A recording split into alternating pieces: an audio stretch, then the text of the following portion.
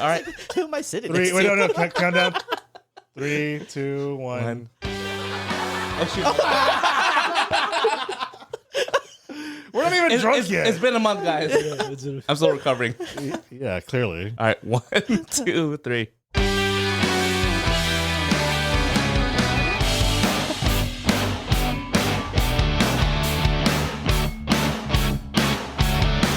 What's going on, everyone? This is Brew Shakur, a.k.a. Vice. This is Art. And this is Brian. And welcome to the Brewing Podcast, where we're creating community connections through casual conversations. Episode 29. Yeah. Hey. Please do us a favor and subscribe to the channel. It does help us out. The road to 500. Oh. Subscribers? Subscribers. Oh, YouTube. shoot. 500. What else is I there? don't know. 500. Yeah. I don't know. 500 views. On today's episode, we have Sonny Alquizar. Sonny is a mortgage advisor, husband, and first-time father. Let's welcome Sonny to the show. Yeah. Welcome, my friend. Welcome, Sonny. Appreciate it. All right, Yeah, let's fun. cheers to that. Oh, no beers Oh, today. oh. Why is that? No. 'Cause we got something special for you guys. Let me bring it into the light. Okay. Into the light. Oh. For our Ooh. audio listeners, what did you bring, Sonny? Casa Azul tequila. It's a very nice looking Yeah. bottle. So Casa Azul is something I usually get from my clients, but I've never had an opportunity to try it. So Oh, what? obviously Nice. with Oh. Vicente and the history that we have, man, wanted to bring something a little special for you guys. Yeah. And also Halloween edition. So let's Yeah. get lit. Okay. For the audio listeners at home, we are wearing costumes. Would you guys like to go around and explain what you guys are wearing? Nothing. Imagine that audio viewer. I am wearing a bandage over my face because I grabbed it on the way here to have a mummy costume.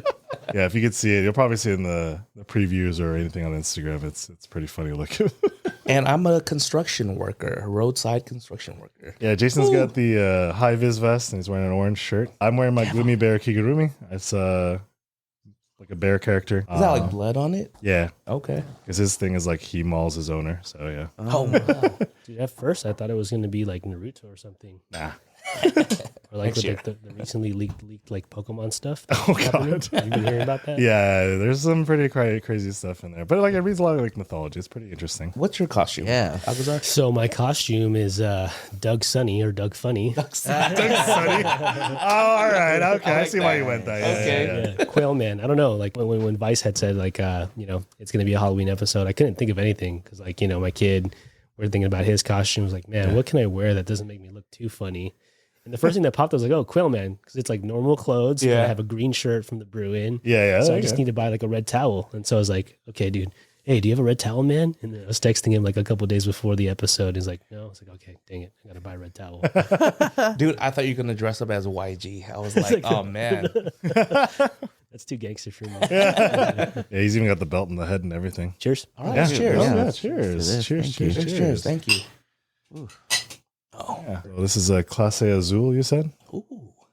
Yeah, pretty usually, smooth. well, I mean, my opinion of tequila has been colored just because, like, college, you just have cheap Sure. ass tequila. Yeah. But, recently I've been Oh. trying to get back into it and, like, was it really that bad? And it really isn't when you have, like, good tequila. This is like, this is almost smoky, It's very It's smoky, almost like very whiskey. smooth. Yeah. Smooth, yeah. Yeah, it is like almost Yeah, like whiskey. I crazy, think that's right? why I like it. I wasn't yeah. expecting that. All right, Yeah. before we get to our guests, we like to read testimonials on the show. These come from our community members, taken from either conversations, comments, and or direct messages, aka DMs. All right, Art, you want to read the testimonial for today? Yeah, today's testimonial comes from DM Maximoff. Brody, these commutes from Escondido are hangouts, bruh. LMAO. Oh. There's two O's. There's two Dan. O's, yeah. All right, now back to our special guest, Sonny Alquizar. Let's get this going. First of all, I'm just curious. How did you become a Clippers fan? You got to Is tell there a me. story about it? Like, when was this? Man, I don't even know. Like I wouldn't even call. When we met, were you a Clippers fan? No, I don't think so. Because I was a LeBron fan. Oh, A wow. little bit. I didn't Yeah. know. So, Okay. well, so my family history with like, well, it's as if it was in my DNA or something. My family was like very, very into Michael Jordan. Like, my dad. My dad is super into Michael Jordan. Like he's Yeah. dude, he's man. 65, 65, Oh 66. Wow. dude, your And dad he looks had- young still. Yeah, He's pretty young, yeah. yeah. He's still rocking like, you know, the young. He dresses better than me, so he has Wow, all right. he has like 30 pairs of Jordans in his garage. Jeez. So that's how he introduced me to the game and to basketball was Michael Jordan. Mhm. Then when Kobe was coming up, there's always these draws between Kobe and Michael Jordan. And at the time, I didn't have respect for Kobe. What? So, Okay. yeah, because like, you know, like Michael Jordan was my guy, right? Yeah. So like trying to pick somebody else that's not, you know, MJ, I was like, Okay. nah, like he's not going to be the next, you know, Michael Jordan or whatever. I appreciate him more now because I find him gravitating a lot to, you know, his philosophies and whatnot. But anyways, LeBron James. Okay. So I gravitated towards LeBron James, but when LeBron James had gone back like, you know, 2 or 3 different times to different teams, like, I can't mess with this dude. That's when you learn. Yeah, that's when you learn, like, this is too treacherous. And so, you know, I was still a fan of basketball, and I don't know exactly what year, but I was just trying to find, like, okay, like, who am I going to follow really in basketball? And obviously being from San Diego State, it was Kawhi. And then, you know, Kristine and I, we have gone to a Clippers game when it was back with, like, you know, I can't even recall. Chris Paul? Yeah, Chris Paul. Oh, shoot. Slam City or what's it called? Lob City? Lob City? Yeah, Yeah. Lob City. Blake Griffin. Dang, okay. So before all the controversy, I don't know if you guys keep in touch with that. So I just gravitated towards them, and I found a community around it. So a couple of the fraternity brothers are also Clippers fans, and so Oh. Unfortunately.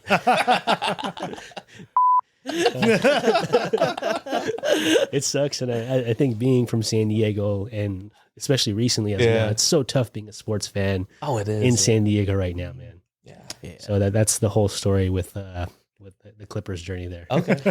I just asked because I'm a big Lakers fan, and Of course. I always gotta Yeah. say stuff when you're a Clippers fan.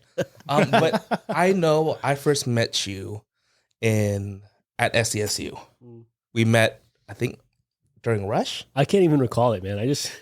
I know we met. Yeah, And I knew when we met, you're like, oh, this guy's from Mira Mesa. Cool. Yeah. Well, and it's funny because I think when someone was rushing me, the first person they thought of was you because you're from Mira Mesa. And you know how it is when you're rushing for like the fraternities and all that stuff. Yeah. You find someone with like similar interests. Mhm. And then that's how we first met. And then I think the first thing I remember you telling me is, oh, I got this lion tattoo. Right? Or is it lion?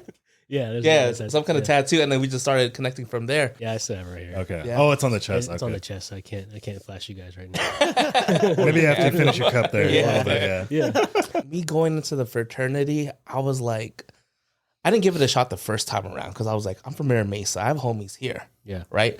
And so I think that's the same mentality when you are from the hometown. Right.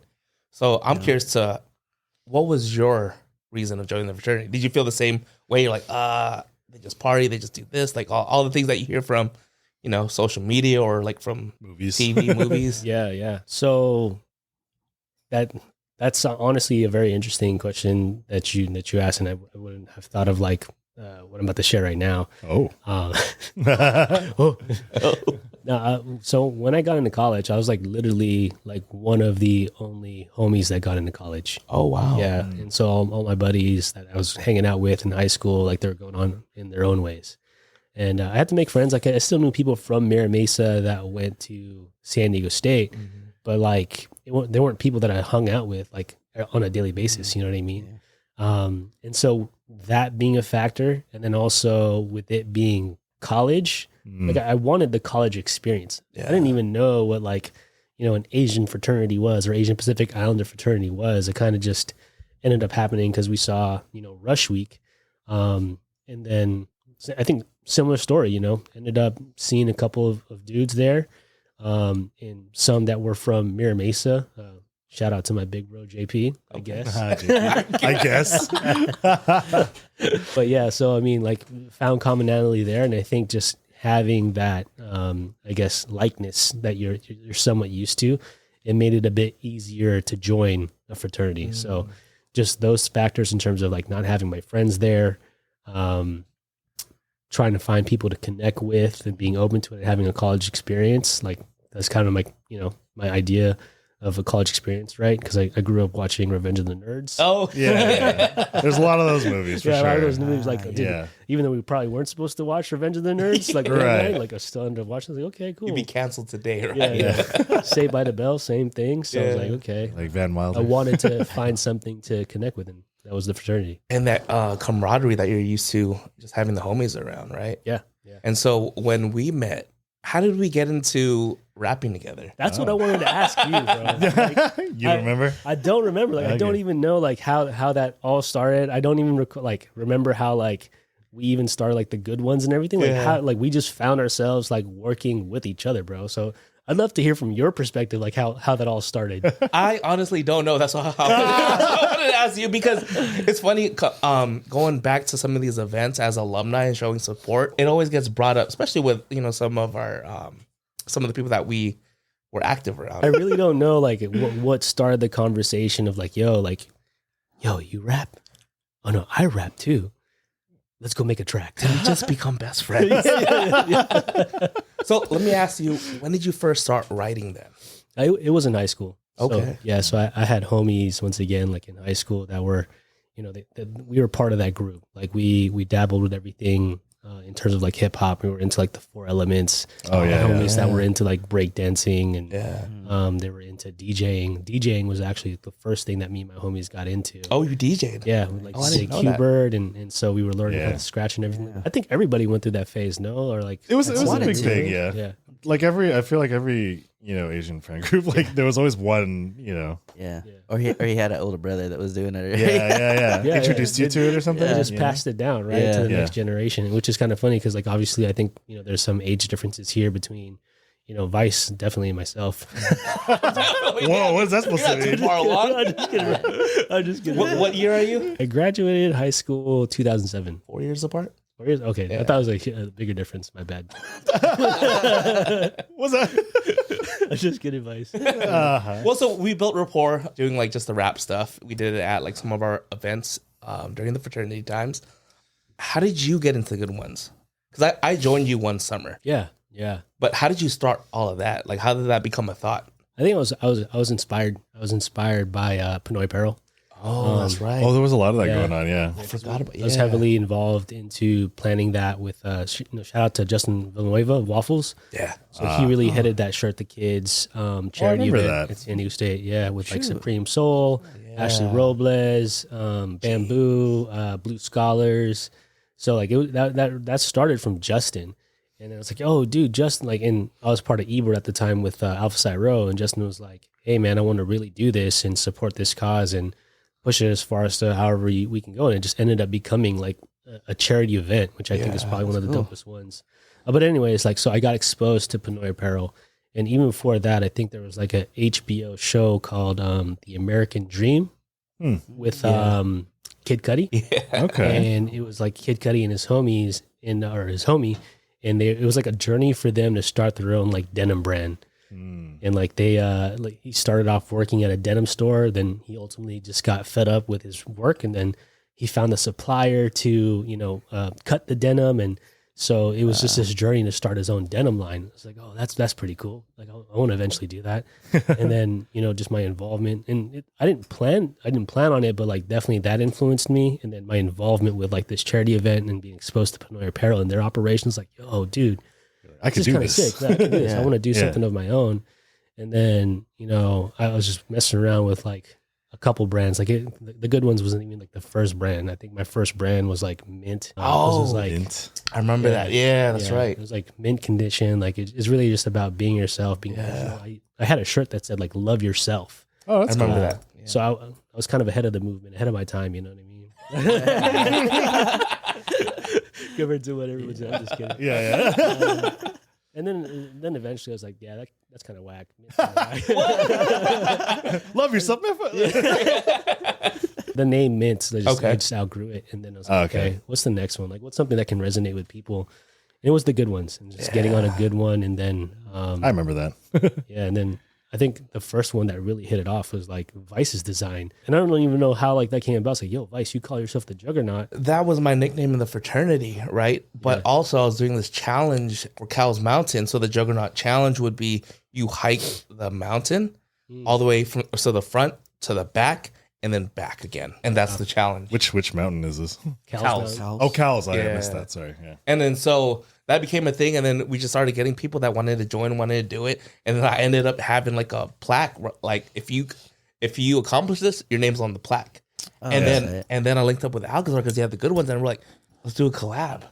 And then everyone that was hiking bought a shirt too. And we sold like 100 shirts. A good amount. That Yeah. Like summer? we had like a good amount of support. Yeah. Which was pretty cool at the time, like to do something like that. What did that teach you as a brand owner? I mean, because it ultimately failed, right? Like the team fell apart, and I think it just taught me like just business experience. Yeah. In terms of like networking with the right people. And it was never really like my own self that was like pushing the brand. It was like other people that believed in what I wanted to stand for. Like, man, like there was this influencer. I don't think it was it might've been with the Good Ones or A different one. yeah, or it might've been with Mint, but either one of those, like regardless of what brand, like I'm forever grateful for her. I don't know if you guys know who June Thea is. She was big on Tumblr. And so she's no longer with us. And so God rest her soul or anything like that, because something that happened. But she had like a huge following on Tumblr. Okay. And she just caught wind of my brand, and she posted it on a post. And, even before like influencer was a thing back then, like because of that one post that led to like several orders, right?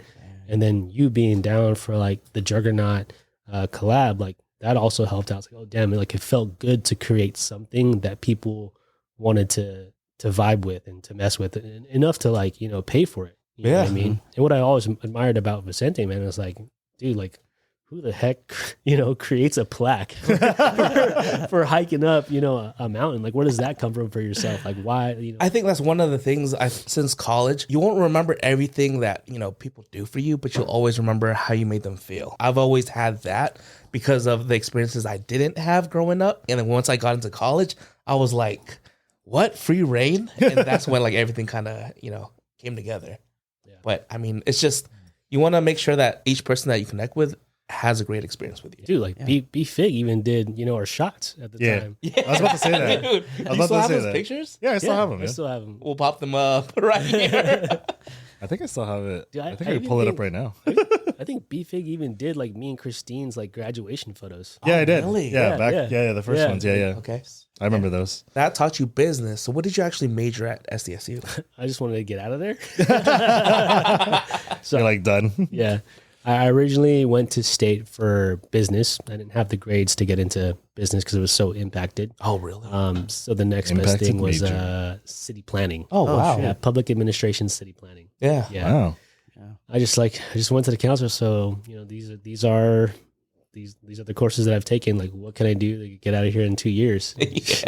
Said public administration. And then I had to go back into, you remember that catalog that I gave you at San Diego State? Oh, Yeah. It's like, oh, okay, public administration. What can I do? And so you start reading the descriptions, and just ended up just picking city planning, and then took the courses to graduate. And you graduated in 4 years? 5. What's one advice you'd give yourself now? I think to enjoy it and to not take it for granted, because it's definitely, even though I feel like I didn't take its full potential, like that time of being part of San Diego State and being part of like just different networks, like it is helping me out even in my current career right now. Yeah. Right. And so like to think about, how much it's helping me out now, and to think about like how I could have, been more involved at San Diego State. I think that would, I think it would return like tenfold. So San Diego State. Kristine went to San Diego State, but you guys did not meet there. No, we didn't. No. Oh. Can you tell us how you met? So Kristine is your wife. Yeah, my wife. Yeah. My wife. We're diving We're into it. getting personal. Huh? Yeah. You said anything, so. Yeah. You said nothing was off limits on the thing. I think Yeah. Jason asked those questions, right? Yeah. We met 8th grade. Wow. Challenger. Okay. Yeah. Nice. 8th Challenger grade. Middle School. Okay. So I've literally known Kristine for like half my life. Wow. So far. So walk us through it. 8th grade, Chris. What are you wearing? What's your style back then? We were definitely wearing blue. Like, what are the brands you're wearing? Oh, man, dude. Miller's Outpost? Was that a Anchor thing? Blue, I think it was Anchor Blue. Anchor Blue? Anchor Blue Okay. at the time was like the shop. Oh, yeah. Because Miller's Outpost turned into Anchor Blue. Yeah. Yeah, like just we were wearing blue. Wait, no, did you guys meet like in? Did you like share a class together, or was it like? Well, so I grew up in Mira Mesa, and she grew up in San Marcos. Oh, wow. okay. I didn't know that. So we actually met through a friend, because Mutual. a friend had gotten in contact with her, and then got invited to her birthday, Okay. and that's where we met. Was at her. I think it was at her 13th birthday. At her 13th birthday, Her 13th you met her. birthday. Oh, Yeah. And you guys exchanged numbers? Like, what did... that's quick, man. No. What did the game look like back then? Wow. Like, I want to know how, like, that started. Because you don't have Instagram, yeah. you know? Yeah. You're 13. Like you're 13. Your avenues for communication aren't there. Yeah. Right? So how did that work? You got to pay for your minutes on yourself. Oh crap! Yeah. You got it's free texting parents, before 6 p.m. or whatever. right? Yeah. Or Was 8 it like p.m.? exchange AIM? Was AIM? It was AIM. It was Yeah. definitely AIM. Also, too, as well. Like AOL Instant Messenger for those who don't know. running up our parents' phone bills. And we got in trouble like with that a lot. Yeah. Like we're talking about maybe like 200, 300. Jeez, that's a lot. You guys are talking a lot. That's a lot dude. back There then. was a lot. Back Yeah, then. yeah. I only talk on the nights of the weekend. Yeah. Yeah. And exactly. Yeah. And so, what's funny is like, I think my family has like a video of like, I guess, I think my sister's birthday or something. Yeah. And there's like a snippet of my dad or my mom telling me to get off the phone. Because like I'm on the phone during like a family party. No Yeah. way. Yeah. Like talking on the phone or like Talking. a text? Okay. Talking on the, literally Yeah. like this is not dial up, but Well, it's like the beginning like the of like beginning of it, like, high speed, like still cable phone, like Yeah. literally like Oh, you landlines. can't, landline. oh, you were on the phone. landline. We You were weren't on the even like landline, you weren't on dude. like a cell. I thought it was a cell phone. That's why No, you it was grew up like with the bell. landline, dude. No, it was like yeah. it was landline. Pager, still, right? back Or then. no? Is that way too far? What was that? Like you had a pager too? No, I didn't have pager. Okay, I I wasn't okay. cool enough for that. I wasn't a Okay. drug dealer, so Do you know the pager codes? Alphanumerics? Okay. All right. I don't. Yeah, not until later. I knew 1-800-COLLECT. Trying to save your parents money, hopefully. Yeah. I don't know. 1-800-CAL-ATT. Oh my God. So back to the 13th birthday. Yeah. Walk us down that interaction. I want to As know he that. takes this I big want to know how. I wonder how much of this is really going to be edited. It's like, Not this part. all right. So originally, she was. It was supposed to be my homie. So my mutual friend he was my homie, who had interest with Kristine first. Oh wow. Yeah. Still homies today We're still homies. Okay. Yeah, All right. Yeah. Yeah. No hard that you feelings. know of. But yeah, exactly. I know we're still homies. But Yeah. like eventually, like stuff didn't work out with them. She Oh, ended up okay. hitting me up and like, hey, what's going on with your friend? Then nothing was going on, and then so I kind of swooped in. So I had no form of bro code at that age. At Okay. 13. Well, I mean, it's just like Right. you gave your homie a chance. He failed. It's like, all right. Exactly. Oh, my turn. Sorry. So picked up the phone calls, and No grace period. Okay. that's a real story. You dated for a while. Uh-huh. When did you propose? Was this during college? After? Man, it was after college. So After we ended college, up, okay. we ended up falling out. She we like freshman year or something of high school. Like Okay. I always considered her the one that got away. Yeah. Oh. Dang. You know, like you remember those old sad songs, R&B songs in high school. That You broke Asian up. dream. Let it burn. Exactly. Let it burn. Crying in the rain. And, You're like this. Mom, like you're so emo. Like, Mom, Dad, don't talk to me. I Yeah. don't even want to leave my room. I'm gonna be under the sheets. This hurts. At least you're not on your phone spending $300 with phone Yeah. bill. I'm pretty sure your parents were happy. Yeah. So how did you reconnect then? So I would say it's God 100%, man. Okay. Because I've always felt like she was the one for me, even though we were that young. But I kid you not, like actually, the reason why I joined San Diego State or why I went to San Diego State was because I knew that she was going to be there. Oh, no way. Wait, how'd you Yeah. find out though? For some reason, my parents and her parents would still get in contact somehow. Because I Okay. mean, being from Mira Mesa, being Filipino, being military background, Yeah. you always found yourself like in the same places for some reason. And so my parents would run into her parents either at Chow King Mira Mesa,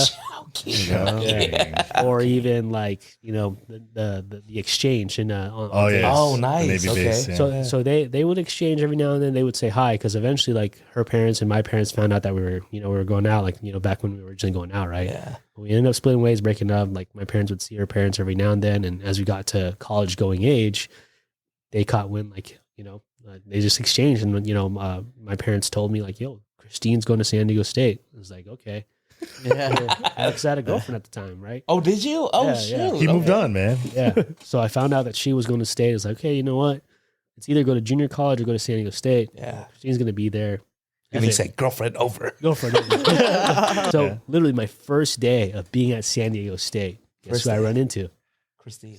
Kristine. Where Oh.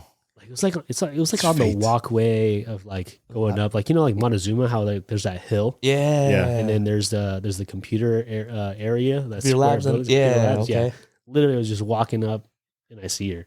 I was like, oh, In a sea of college students. Yeah. Take my breath away. Slow motion. Like That's clouds how it are just separating. yeah. The wind starts blowing. Exactly. So and she ended up being in the same stats class, but we, you know, Wow, that she- first semester. yeah, Was that first semester you joined the fraternity too? yeah, Wow. yeah. But Okay. but we didn't get together the first year. You know? Okay. Of course. Yeah. So I think we waited like a couple years. Like, you know, life happens, and did my thing. She did her thing, and then Wait, but you saw her but did you like reach out or anything like that? It's like, hey, long time no see. yeah. Okay, okay. So there's like you know, we kept in touch, and I tried to help her get an A in stats class, but she got an F. Was that because of you or? I wasn't focused on my stats, you know, stats class at that time. I was Yeah. too busy pledging. Wait, you got an F or she got an F? She didn't pass, so What did you get? You got I an F. didn't pass either. Oh, you didn't pass? I mean, The F was for content. and clip it. Yeah. But yeah, so like we helped each other every now and then we even went like on like a mini date, quote unquote. Yeah. Was it official or not official, dude? Now it's official. Like when we talk about it, like, Yeah. you know what you're doing. I see. So that official date, let's get into the official date. What did that look like? It was raining. Okay. Oh, Wow. all right, It was booty. raining. It was raining, and then we were gonna grab some Thai food. She said that her favorite spot was Thai. Like I knew of a spot down in Convoy where Of we course. could grab some food. And so hey, let's go grab some Thai food. So I had to drive down in my green Integra Oh, wow. Okay. Yeah. stick. You know, Yeah, manual, of I course. pulled up to her. She was staying at her auntie's spot at the time, and then picked her up, and then we just went down to Convoy and just enjoyed some good Thai food. Yeah. And then that's where your relationship blossomed from there. Yeah, that's where the seed was planted, I would say. Okay. Yeah. So fast forward. Mhm. Now you're ready to propose. Yeah. What was your mind? Like, what's the game plan? Man, oh wow, that's crazy. So I actually proposed on Halloween. Oh. So hey. what year was this? How old were you? Did you graduate from college? We already graduated from college. Like I don't remember these things. I'm so bad at remembering dates. Like I'm just lucky enough to know my wedding anniversary. Just give us the event then. So Yeah, walk yeah. us through the Yeah. proposal. So it took me 8 years to propose. Okay. Yeah, which she gives me crap for that. And to be honest with you, like for anybody that's out there, and like if you have a significant other and like this is your ride or die, like dude, like there's no amount of money, there's no amount of like security that you can have in your life that'll get you ready for marriage. Like if you know if you know that she's the ride or die, or if you know he's the ride or die, right? Like dude, what's holding you back? Mhm. Like, don't let it be money. Don't let it be the positioning or the jobs in your life to stop you from making that decision to be committed to one another.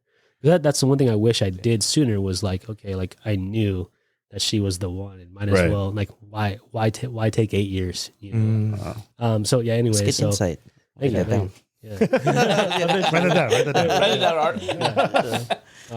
So the game plan was, so I had gotten the ring and I wanted to get like the whole family involved, like, because her parents knew my parents, and, Of course, we're yeah. so fortunate just to have like a great relationship with both of our parents and our parents to get along with each other. And so that's a huge blessing for us.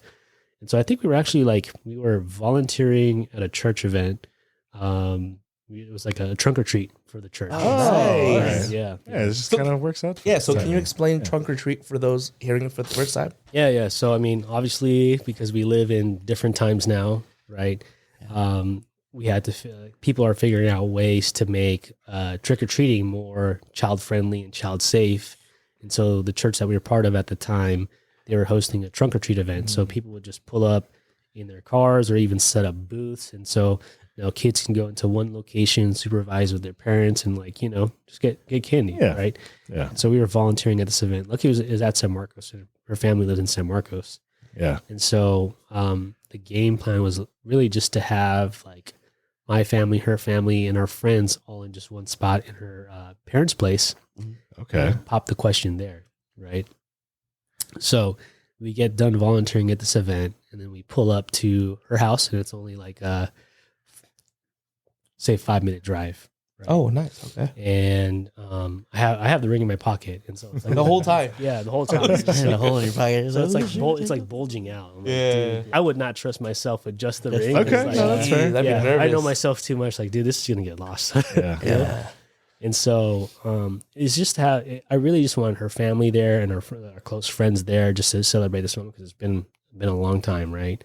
And so as soon as it's so funny, as soon as she opens the door, she sees everybody there. Just looking at the door. Yeah, I even think like an auntie's head popped out the door really? even before we opened the door. That's so I was like, oh gosh, okay. Oh, as you're walking up, just open the door. She's like, oh, who's here? Who's here?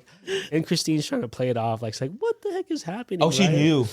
It's pretty obvious at that point. I don't think she knows, but at that point, 8 years, right, in the relationship, you have everybody there, what's going down, right? Yeah. Actually, sorry, I don't think it was Halloween, but I think it was close to Halloween. Yeah. Because the original, my original, asked her to be my girlfriend, in college was Halloween. So I gave up my Halloween for 8 years. Oh, wow. Yeah, so that's why. Yeah, which isn't a bad thing. Yeah. No, of course not. But yeah, I wanted to propose close to Halloween because that's close to our anniversary date. That makes it easy to remember for you. Yeah. If you remember. Well, they made it the exact day, but Yeah, it's Halloween. It's right? close. Yeah. And so she opens the door, her family's there, and I pop the question and do I just start crying. You start crying? Yeah. Oh, Of course, shoot. yeah. So It's what is that emotional. feeling like then? You just start to think about just the history, Yeah. right? The history, and you soak in just everybody that you love and care about, and that's played an integral part in your role, right? In the relationship is there, and so it's just an awesome moment. Yeah. A long time coming, and then pop the question, enjoyed each other's company, enjoyed the friends and family's company, and then I think after that we ended up going to Orange County for a staycation or something. Oh, nice. Yeah. Okay. And so you propose, you get married. When did you get into your faith, heavy in your faith? Because in college, I don't think that was as heavy or present. What was the moment where you're like, oh, shoot? I would say college messed me up. Oh, did it? Not messed me up, but it made me question things. Oh, okay. Yeah. So I grew up Catholic. So being from Mira Mesa, being Filipino. Filipino, yep. Yeah. So I grew up Catholic, and so I did the whole thing, the whole 9 years. Shepherd? Right? Good Shepherd. Okay. Did the faith formation class, CCD, got confirmed in the Catholic Church, and I was already book smart, right? I can answer questions and whatnot. But there was no relationship involved. It was more about okay, just get really good at these tasks, and that's how I saw it, right? Yeah. And so freshman year of college, I took a philosophy 101 class. Okay. And so That'll do it. it was, man. Yeah. It was 100%. It was pretty convincing too, because I was listening to hip hop at the time, underground hip hop, and there's already this inkling of oh, what happens if God is a woman, and what's the universe and whatnot, right? Right. And so essentially, I took this philosophy 101 class at San Diego State, and then it essentially helped me formulate the opinion that all religions are the same. As long as you're a good person and you do the right things and you do the golden rule, you'll be fine. Which, don't get me wrong, I think that's a a good way to live your life for sure. It's a way, yeah. Yeah, but it's not. I wouldn't say it's personal or substantial, in my opinion, right? Like, each and every single person, you're more than welcome to have your own opinion. But I would say, like, in terms of like faith and religion, like, can you actually have that relationship around what you believe in, right? Whatever it might be. Maybe it is being Muslim or Islamic, right? Right. Mormon, right? I believe I'm a Christian, right? So eventually, after college, I got reintroduced to the faith by a friend who I trust, who actually ended up becoming my best man in my oh, wow. marriage. Oh. Yeah. Shout out to Chris Bognat. yeah. Okay. Yeah. And so he took me to the Rock Church. Oh, nice. Yeah. Which one in Point Loma? Point Loma. Okay. And I've never been to like a Christian church. Mm-hmm. And I've always heard things. Yeah. Like, yo, these cats are like in church for like 2 hours, 3 hours. Like, Yeah. dude, these people are weird. Well, half the time is like singing and worship, right? Exactly. Well, I mean, I didn't know that. You know what I mean? Like, sometimes you just don't know what you don't know. Yeah. Yeah. Yeah. And so, like, I've always had this opinion about Christians, and you know what I mean. I'm like, dude, these guys are weird. Like, man, like Jesus freak type stuff. Yeah. I would never be there, right? Yeah. But my buddy, I was always curious. I heard about Rock Church at the time. He invited me there, and then I'm just listening to the message. I don't even know what the message was about, but like, I'm listening to the worship. I'm listening to the message, and then I just start bawling out of nowhere. Yeah. Oh, just got to you, huh? Yeah, it just got to me. It got to me. Like, I just started bawling out of nowhere, and it was just the message, not the worship part. yeah, it was just I think it was everything, dude. It was just like hearing Yeah, the messaging around, like, because obviously, like, we're lyricists, bro. You're dissecting it the whole time. We're paying attention to the lyrics. You're trying to rebuttal? the harmony. Like, Rebuttal. yeah. How do I remix this? spaghetti. Wow. Yeah, I think it's the whole experience, and then just listening to the message, I end up just bawling out of nowhere. I couldn't explain it whatsoever. Yeah. And then I got saved that day, Mm-hmm. and then so that started my journey with figuring out, like, what does it mean to have a relationship with Jesus, a relationship with God, and I think that's a forever, like, that's a journey that that's it's going to continue for the rest of my life. You know what I mean? And so I want to say that's probably the difference. There was the encouragement of having a relationship and really spending time to figure out, like, what does that look like for you? And he's definitely, like, blessed me in so many different ways. Who was the pastor at that time? At that moment, do you remember? Yeah, it was Miles. Oh, Miles. Okay. Yeah, Miles McPherson. Yeah, it's a former Charger, and he has an Oh, awesome wow. testimony too as well. Yeah. Did you start speaking in tongues in this journey? No. No, I just started crying. Is that a common thing now? I wouldn't say so. No, and I think to each his own. I think that what if tongues ends up happening for some Yeah. people. So if you guys know what tongues are, like, people sometimes when you worship or during music, sometimes, like, they'll start saying weird things that you can't understand. Yeah. I think each person has their own relationship with God, and if that's how God prompts them to celebrate Him, like, so be it. Like, I'm not here to judge anyone and judge anyone for what they believe in or anything like that, but I've seen it, yeah, for sure. I just bring that up because I grew up in a Christian church, but it was traditional Christian, where you're like getting judged, and that's why, like, I stopped going to church, because it was like, why am I going to church when I don't feel support? Yeah. And then I started going to the church again, and it's this like new modern church where the pastor looks like you, like the pastor has tattoos as well. It's like, I didn't know you can have tattoos and be a Christian. Yeah, you know? Yeah. And so, like, that's what I gravitate to. But I remember growing up, just tongues was pretty heavy. Wow. Yeah. And then going into the modern day church, it's not, I don't know. Is it called modern day church or? I don't think there's, well, I think it's called non-denominational, Okay. Yeah. right? Non-denominational Christian church, which is funny because it's like non-denominational is still a denomination. Yeah. Yeah.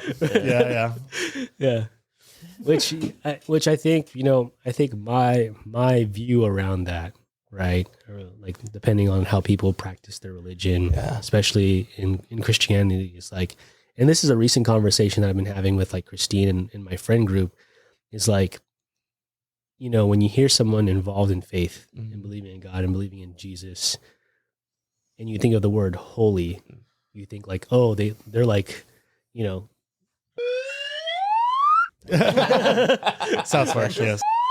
like it's like, it's like you're glowing, right? Like, you're something. I don't think he glowed, but yeah. How does you sound art? I forgot. You can do the voice. Right? But you get what I mean, right? Yeah. Like you're expected to be in like the shiny example. That's what I was There saying. it is. You're expected to be like the shiny example, right? Yeah. Which we're called to.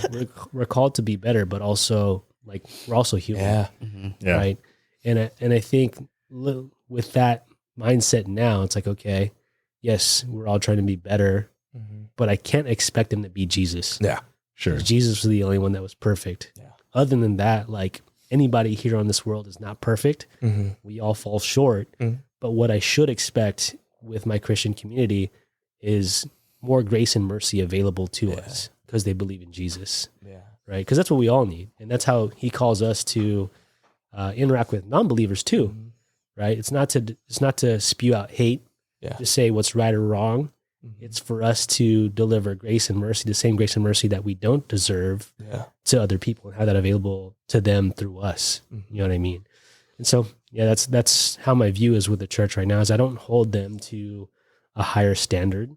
I do hope that they give me more grace and mercy because I still recognize myself to be broken. Yeah. Yeah, but that the faults that you go through with dealing with people are just as much very well in the church than it is outside of the church, Definitely. That's good. So from college, relationship, marriage, church, now you're leading into a family. Yeah. How's that feeling being a first-time father? Man. You're feeling two opposite feelings at the same exact time. Okay. Which is what two opposite feelings? If I had to say right now, I would say Okay. frustration and happiness. Oh, that makes sense. I get it. Yeah. All right. Explain. Yeah, because I mean, like, dude, like they can't communicate with you. Uh-huh. Like Yeah. they can't say words like how we're communicating or express themselves. They only know like, okay, cry, scream, yell, giggle, laugh, right? They'll try to word off things. And so it's crazy though. It's crazy like how much you actually get done with them and they're not, able to clearly communicate with you. So there's the frustrations of that, but also, them growing and doing their growing pains. But it's just like the most rewarding feeling ever. How old is was it daughter, son? Son. Okay. His name is Abel. He's Of course. 18 months right now. Okay. Oh, wow. Yeah. A little over a year. Yeah. Walking around then. Yeah. Walking around, Yeah. running, jumping on Running? couches, running, bumping his head. And so like you want to be as protective as possible, but also you want to give enough like room for them to explore, right? Yeah. And just to flourish, which is crazy because like, even, within 1 year old, like when he started walking, he would kick the soccer ball. Oh, wow. Like I'm for sure you didn't get that from me because I never played soccer and Vice knows my athletic ability. And Did you play sports? I played sports, yeah, football. Okay. Tried to play basketball, but you know the history of that. I wasn't the most athletic. Let's just keep it at that. But I worked hard. Yeah. Now it's golf, and so golf has been fun. But yeah, I mean, taking care of Abel, man, like it's two feelings at the same exact time, and he's a huge blessing for us. Do you feel like he takes more after you or after your wife, or I think it's a mixture of both. like a good kind of 50-50? Yeah? I think his personality is more so my wife. Like he's very outgoing. Okay. But like the way that he gets mad is like me. What about looks wise? Looks wise, I would say me. I Yeah? would say me. But there are certain like angles where like, oh, okay, yeah, he does look like Kristine. You know? Does he for sure have like something like, does he have like your nose or like your eyes or anything like that? Is it too early to tell kind of thing? Eyebrows for sure. Okay. Unibrow. Oh, he's got a unibrow? Okay. Yeah, no, he's close to it. Okay. But same shape head. Should just show a picture. Yeah. Anyways, Just send us a picture. We'll put it right there. yeah, Yeah. yeah. But the family says he definitely looks like me for sure. Okay. Chip off the old block. Let's get into what you do now. How did you know you wanted to be a mortgage advisor? Like, what got you to that path? I don't think no one knows they want to be a mortgage advisor. To be honest. You just kind of fall into it, right? just What kinda was your fall into gateway? it. Like, Your gateway drug My gateway drug to being a mortgage lender. was money. because you went from city planning, you graduated with city planning. Yeah. Oh, Do you have a yeah. job at that time related to like No, not at all. real man. estate or? Not at all. Like so I don't know how you guys felt about like graduating college, right? Mm. Like I I still felt like I didn't have anything figured out. Yeah. Like my first job out of college was my mom got me like this admin position at her work. Of course. Yeah. Nepotism. Yeah. Yeah, nepotism, right? Yeah, let's go. Hey, there's a job opening. Just go apply for it and let's see if you get it. And so they got me in, and I was doing, supply chain management. Oh, wow. Okay. Yeah. Supply just by, I didn't go to school for supply chain or anything. It was just like, okay, nepotism. Yeah. Right. Yeah. Which was cool because like the guy that I was working with was trying to teach me the ropes, and I think he was kind of trying to like groom me to be like the next person to take his role, right? But I could not get over the fact that like, man, I literally went to college just to be in the same car as my mom going to work when she was dropping me off at school, like kindergarten. You know what I mean? So I was like, dude, which is cool. Like, I love my mom. I love my mom to death. She's like so supportive, super awesome. But like, I could not just like, get over that fact. And so eventually, like, it just didn't work out. And I was like, okay, yeah, I don't want to do this. I quit. Okay. Then I hopped into sales. I was doing like online sales with homes.com. And so, I just hopped around different sales positions. And then eventually, I got into, I'll share this on this podcast. I got into multi-level marketing. Of course. Okay. So network marketing, which was interesting to say the least. I think at the time we were doing like healthy energy drinks. That's right. Got it. Yeah. There was a huge move. I've never heard that. Yeah. So I've been exposed to like companies like USANA, Legal Shield, Herbalife, which was cool. I mean, the idea of residual income, passive income, I think excites everybody. Yeah. Right. And then eventually I found a company and I was like, okay, I'm gonna give it a shot. And it was fun because like I was setting my own schedule, setting my own time, meeting different people. I was able to jumpstart different sales teams in different states. And I think at the time the product made sense. Just generationally speaking, like healthy energy drinks. I think people were already drinking energy drinks. Why not make it healthy and make money off of it? Yeah. See, I'm already pitching you guys right here. Old habits die hard, man. I would have signed up Brian right there. Nah, usually with those sorts of things, I leave them along and I just basically waste their time. Yeah. I'm that guy. Which I think is great practice for them because I think that's where I got most of my sales experience. Like, don't get me wrong, like Sure. I think there's the goods and bads of everything, right? Especially in that industry. Yeah. And so I made it to a rank where I got the BMW, which is pretty cool. Pretty high up there, yeah. Yeah, pretty high up there. And then eventually is it the FTC or the SEC? The FTC shut the company down. What? Yeah. Shut the company down. Federal Trade Commission. I think the company had to change their name. I still order their products right now. Really? It's just a vitamin. Okay. It's like liquid vitamins. Yeah. So now being 35, like, we got to take our vitamins. You got to take care of your body, man. You only got one body. Yeah. Support. But when that whole ordeal got done with, I had to find a job. Yeah. So I did that for maybe like 2 years, 2-3 years. So I was like heavily invested in trying to make it happen, thinking I was going to make it big. And you were on the way there. Yeah, it was on the track there. It was fun while it lasted. Learned valuable experience and met so many different people. Like, dude, I drove from San Diego to Salt Lake City, Utah. That's a long drive, man. Yeah. That's a long By yourself? By myself. Jeez. Yeah, dude. I flew out to like Florida to build teams, Georgia to build teams. And I was like sleeping in like airports. Crazy. Yeah, just to make a dream happen. Were you using your own product, the energy drinks, the healthy energy drinks? I mean, I had to drink it anyways. Yeah. I was spending money on it anyways. Oh, you're using your own supply? Using your own supply, right? Were you like driving and you're like, man, this is not working? Yeah. Like, that's why they shut down. Yeah. Let me get something that works.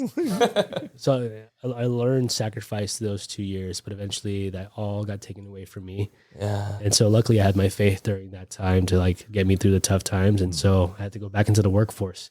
Even before that, I was like, I was a shoe salesman at Roadrunner.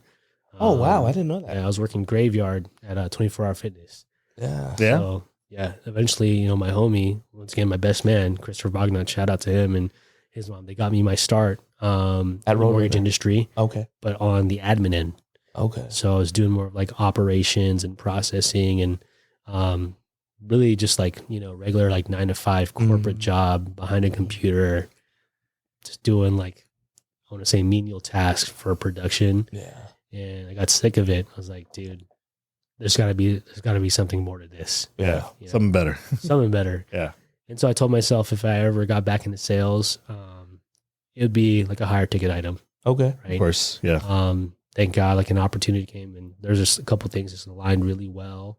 And so I had an opportunity to go join the sales end for mortgages. And so that's when I hopped in. Like I had to learn the business. I want to say at least like a year or 2 years before I went out to do my own thing. And so that's how I got into mortgages. Nice. Long road, but you Long road. got there. Yeah. Yeah. It really does make it seem like no one just wakes up and like, man, I want to be a mortgage lender. Exactly. I want to sell debt. Yeah. So what are some of the things that you find challenging in your position right now, and then what are some of the rewarding things? I think the most challenging thing is, it's just getting new business and then dealing with personalities. Yeah. Especially when it comes to like a big decision, like buying a home, right? I think it's very easy in this industry to be very transactional. Yeah. Which I don't, that's not part of my philosophy. Like we understand the magnitude of what it means to take out a mortgage. This is like the biggest debt. Yeah. Oh yeah. The biggest asset that you're going to have for the rest of your life. Right. I truly believe in what I do, and the way that I execute is different compared to most people. Because I mean, to be honest with you, like not to talk bad about other agents or other lenders, because of the price tag, because of the commissions that they can make. I mean, you've seen Selling Sunset. Yeah. I think it gets very easy and very enticing to be transactional. Yeah. Right. But really what we're doing is we're helping people partake in, the biggest wealth generator that they're going to have in their life. Right. So I think the hardest part, and what's funny is Kristine, she works in the ICU. Yeah. Yeah. So she's dealing with people that are dying. Right. Yeah. But it seems like I'm more stressed at times because she's dealing with different personalities. Yeah. Okay. So constantly too. Yeah. And I think it's like with anything that you do, right? Like the best part about what you do is you're dealing with people. Mm-hmm. The worst part about what you do is you're dealing with people. Mm-hmm. Yeah. I feel that. I think the most rewarding thing is like truly like when you find people that really appreciate what you do for them and they recognize like the hard work that you're doing, that's when it's like really, really meaningful to me. Yeah. And I just want to give you your flowers and give you just a shout out, because I feel like when it came time to me and Nadine getting serious, and we even talked about buying a house even before marriage. We wanted to invest. The first person I thought of was you. I like, not because all the knowledge you knew, because our relationship, and I trust that you would do it in a genuine way where it wasn't transactional. And I just knew that from the good ones, from our rap days, our fraternity days. You guys got it back. Yeah. And I'm like, who's in my corner? And so I thought of two people, you as, I don't know if you were the mortgage advisor at the time or loan officer. Is that the same thing? Yeah, same thing. Okay. So our loan officer, and then our real estate agent was someone we knew from church, who we grew up with. But shout out to you, because if it wasn't for you, we'd probably not be here today. This room right here, or the setup, yeah. I got to contribute to you, like from the bottom of my heart. I appreciate it. Yeah, and thank you, man. Thank you, and thank you for you and Nadine for trusting me. And then even at the time, like I had my own insecurities of like doing business with like friends and family. It's always tough. I don't know, like how you guys feel like in your line of work, especially like doing the media that you guys do, like when you talk about pricing and whatnot, like it can get awkward. But I think I've gotten to a point where like, yeah, man, I really feel like friends and family should use me, because I'm going to give it to you 100, and like we're going to do solid by you. You know what I mean? So thank you guys for trusting me in that and giving me a shot. The difference with you, it's what's your intent, and I feel like your intent as well. Yeah. Before I forget, I have something for you. Well, it's actually, for your son. Oh, okay. Nadine put together. You don't have to open it up here, but before I forget, because it was sitting by my side, I just thought of it. I just want to appreciate. It's a white bag. Let's check it out. You wanna He's opening it now. He's opening it now. Oh, look at it. Oh, it's cute. Yeah. Good night, little Snuggle bear. Bunny. Yeah. Dude, Abel loves books, man. Yeah. Yeah, dude. He's like, For the audio listeners, it's a Good Night Little Bear, the little reading book, children's book. Just little snacks, you know. Snack. But just having those moments where you can spend time with Abel. yeah. Because I know, so let's go back to the conversation we had. Yeah. One of your biggest fears. Do you remember this conversation we had? I don't remember this. Was he sober? But you said one of your biggest fears is not having time for your son. Mm. Yeah. Can you Yeah. explain? Yeah, man. So, because, well, I think just in general, like for everybody, like life is Right. Yeah. demanding. You know what I mean? Oh, yeah. And then in us as men and being like heads of households, like I feel like there's like this certain pressure that, you know, we have to provide, right? And so, one of my biggest fears, and I'm surprised I shared this with you, dude. Yeah. I even forget. I was how like, this out of conversation all started. people, you shared Yeah, it with dude. me. Yeah. When did he share it with you? I don't know. Yeah. You just remember We it? just have random conversations, you know? Okay. All right. I Like that. Casual conversations. Creating Casual community. Go on, you were saying? yeah. My biggest fear is just not being there for Abel because I'm too busy trying to work and provide for my family. Which I've definitely grown and matured around that topic. And I think because of the society that we live in today, work from home, Yeah. we're actually like more in our kids' lives than our parents ever were. Yeah. Right. I was going to say that, yeah. Yeah, but you know, you still like hold yourself to a standard. But yeah, that's my biggest fear is like missing those moments because I'm too busy trying to make a living and not like live my life. You know. Yeah.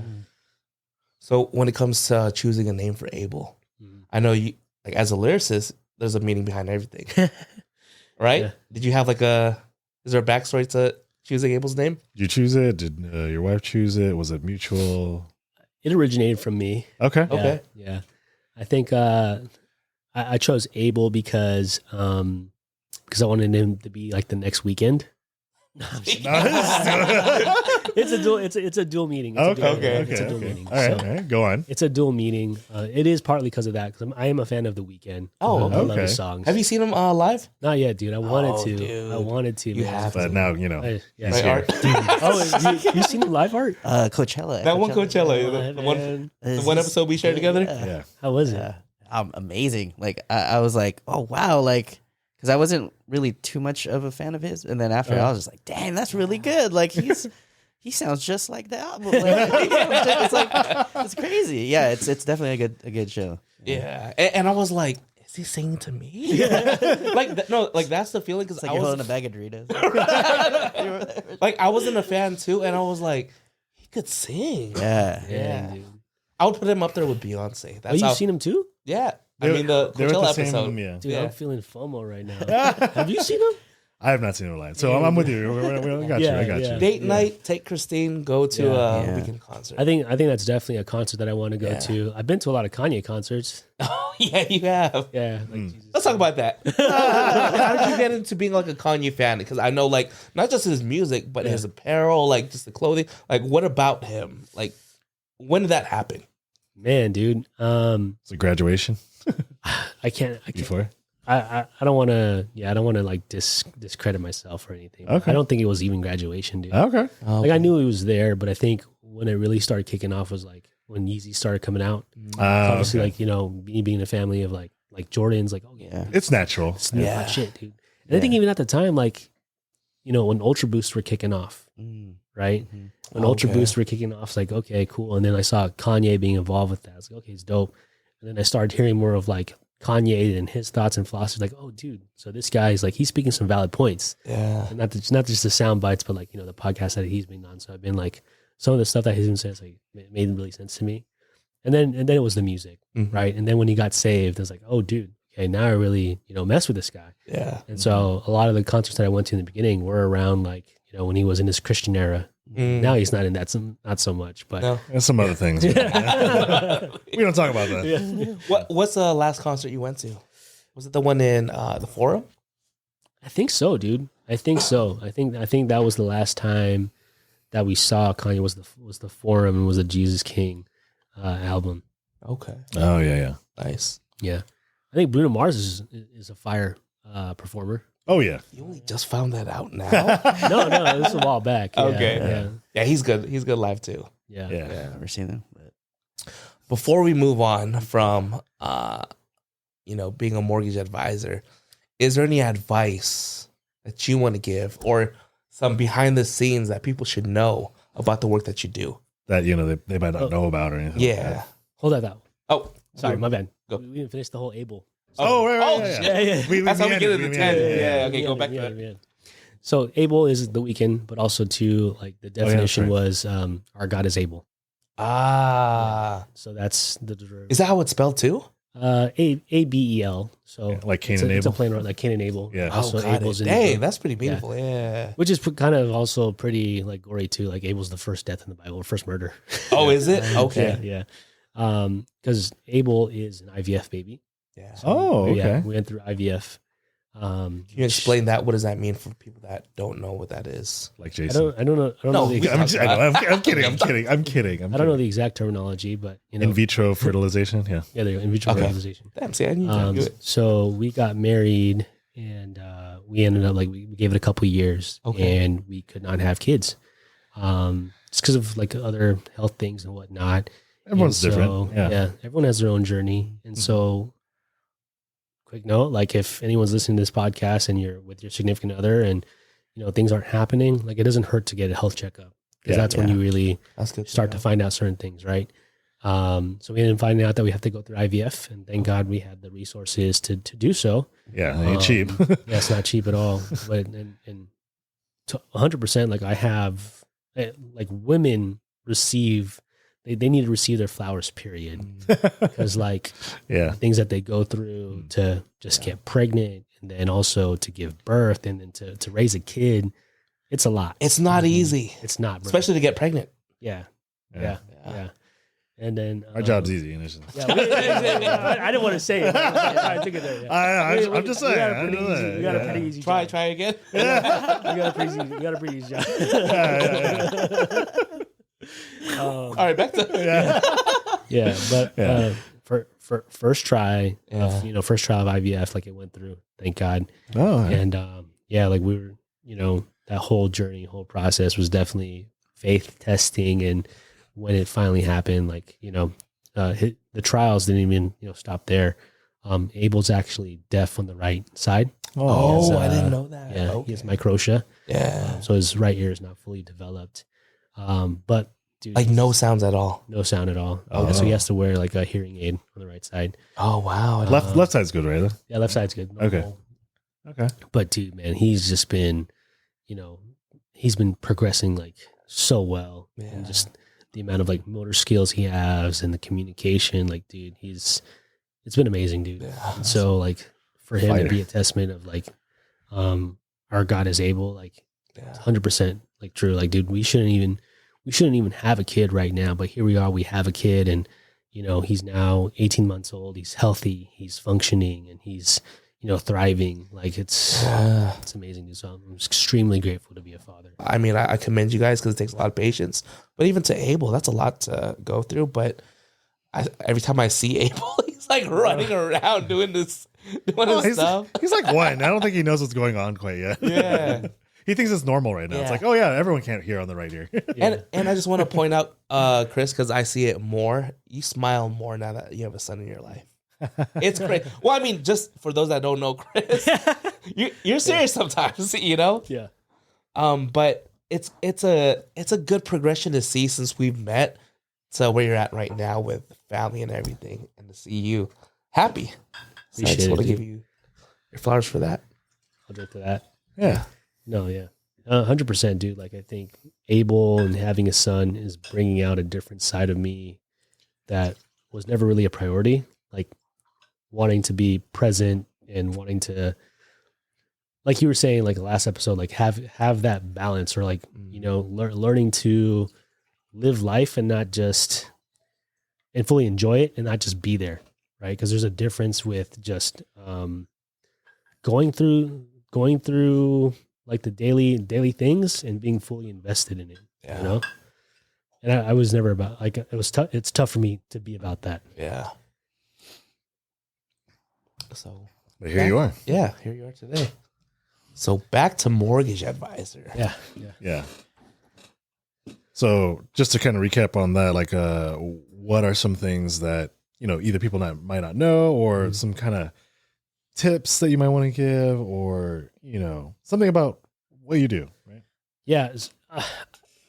Man, What do you want people to know? Yeah. I think what I want people to know is it's really not something to be anxious about. Like I was just having this conversation like a couple weeks ago, because the person had shared with me, like, she was a bit, anxious about the process of getting pre-approved and like buying a home. Yeah. It's a big step. Yeah, it is. Absolutely. Yeah. And, she said that the reason why she was anxious was she just didn't know what the outcome was going to be. Which that makes sense, right? Yeah. Fear of the unknown, uncertainty, right? And for quite some time, like I never really understood that, or like, why is there so much angst around that? I don't know. Do you guys have any experience around that? It's just like, mortgage is usually like a scary word when you become an adult. Like, and you see your parents like complaining about it all the time. You hear about it all the time. It's just, it's kind of big thing. And like, for all it's just a big amount of debt that just hangs over your head like the sword of Damocles, just hanging over there. So it's a big scary thing, and it's all you're using it to buy a house and all that, and that's another big step too. So it's like a lot of compounded kind of things. And it's a big commitment, and you also got to be vulnerable too, and you got to be real with yourself. With some of the things, but also be able to work on some of the things after getting like advice from someone like you. Yeah. You're saying something, Art? Oh yeah, I was just gonna say, I think all of that, but then also too, it's like it becomes like this big responsibility. Like I feel like your life has to change a little bit. Like you have to be a little bit more on top of things. You can't be as like lackadaisical about your job, or now it's like you have to work, you have to have income. Like I feel like you can add more pressure to yourself once you're kind of locked in for 30 years or whatever. And then you're like, well, now depending on your percentage rate, yeah, like now I have to like not be unemployed, or how am I, I think, how am I going to make this work? Especially like a lot of overthinkers are like, well, what happens if I do lose my job sometime in the future, or if I get hurt, or like, how am I going to handle this? So I think that's a great point. That stuff. So it's almost like marriage, right? Like, dude, forever. Like, no one else ever. You heard that, Kristine? Forever. That's how you really feel. Forever. What's the Sandlot? Forever. Which makes sense, and I think now hearing it from you, because obviously like I've been in the industry since like 2019 and being exposed to it. Like sometimes I can be numb to those facts, right? Yeah. But that is a huge point. Like 30 years for sure, but also too as well. Like for anybody that's out there where like home ownership is important, and you see like eventually you do want to make that happen, and you do see it part of like your wealth plan on how you want to grow your wealth. There shouldn't be any fear or anxiety around that.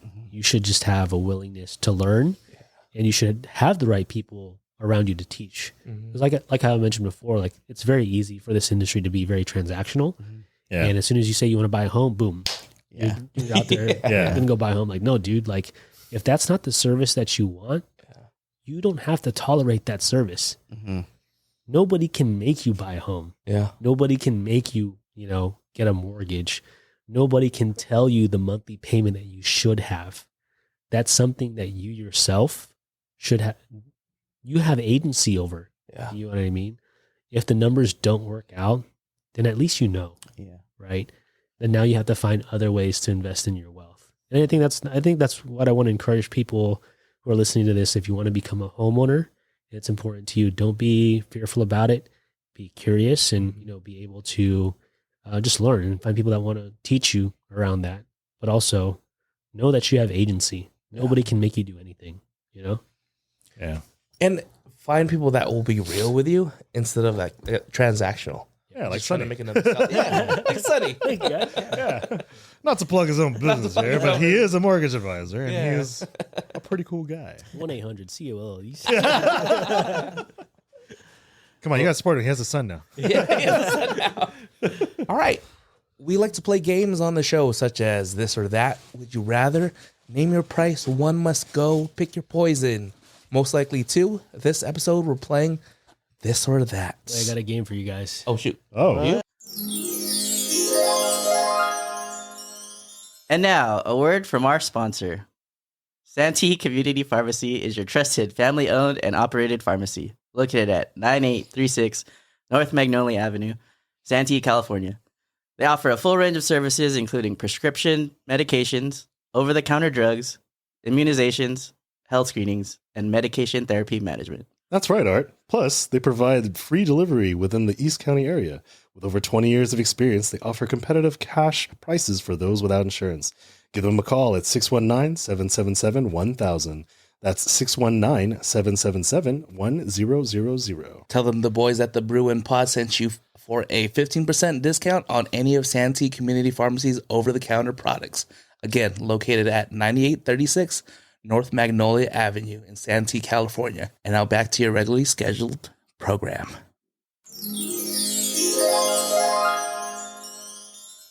Oh, shit. Is that what I think it That's is? why you were bringing a lot of stuff. Yeah. All right.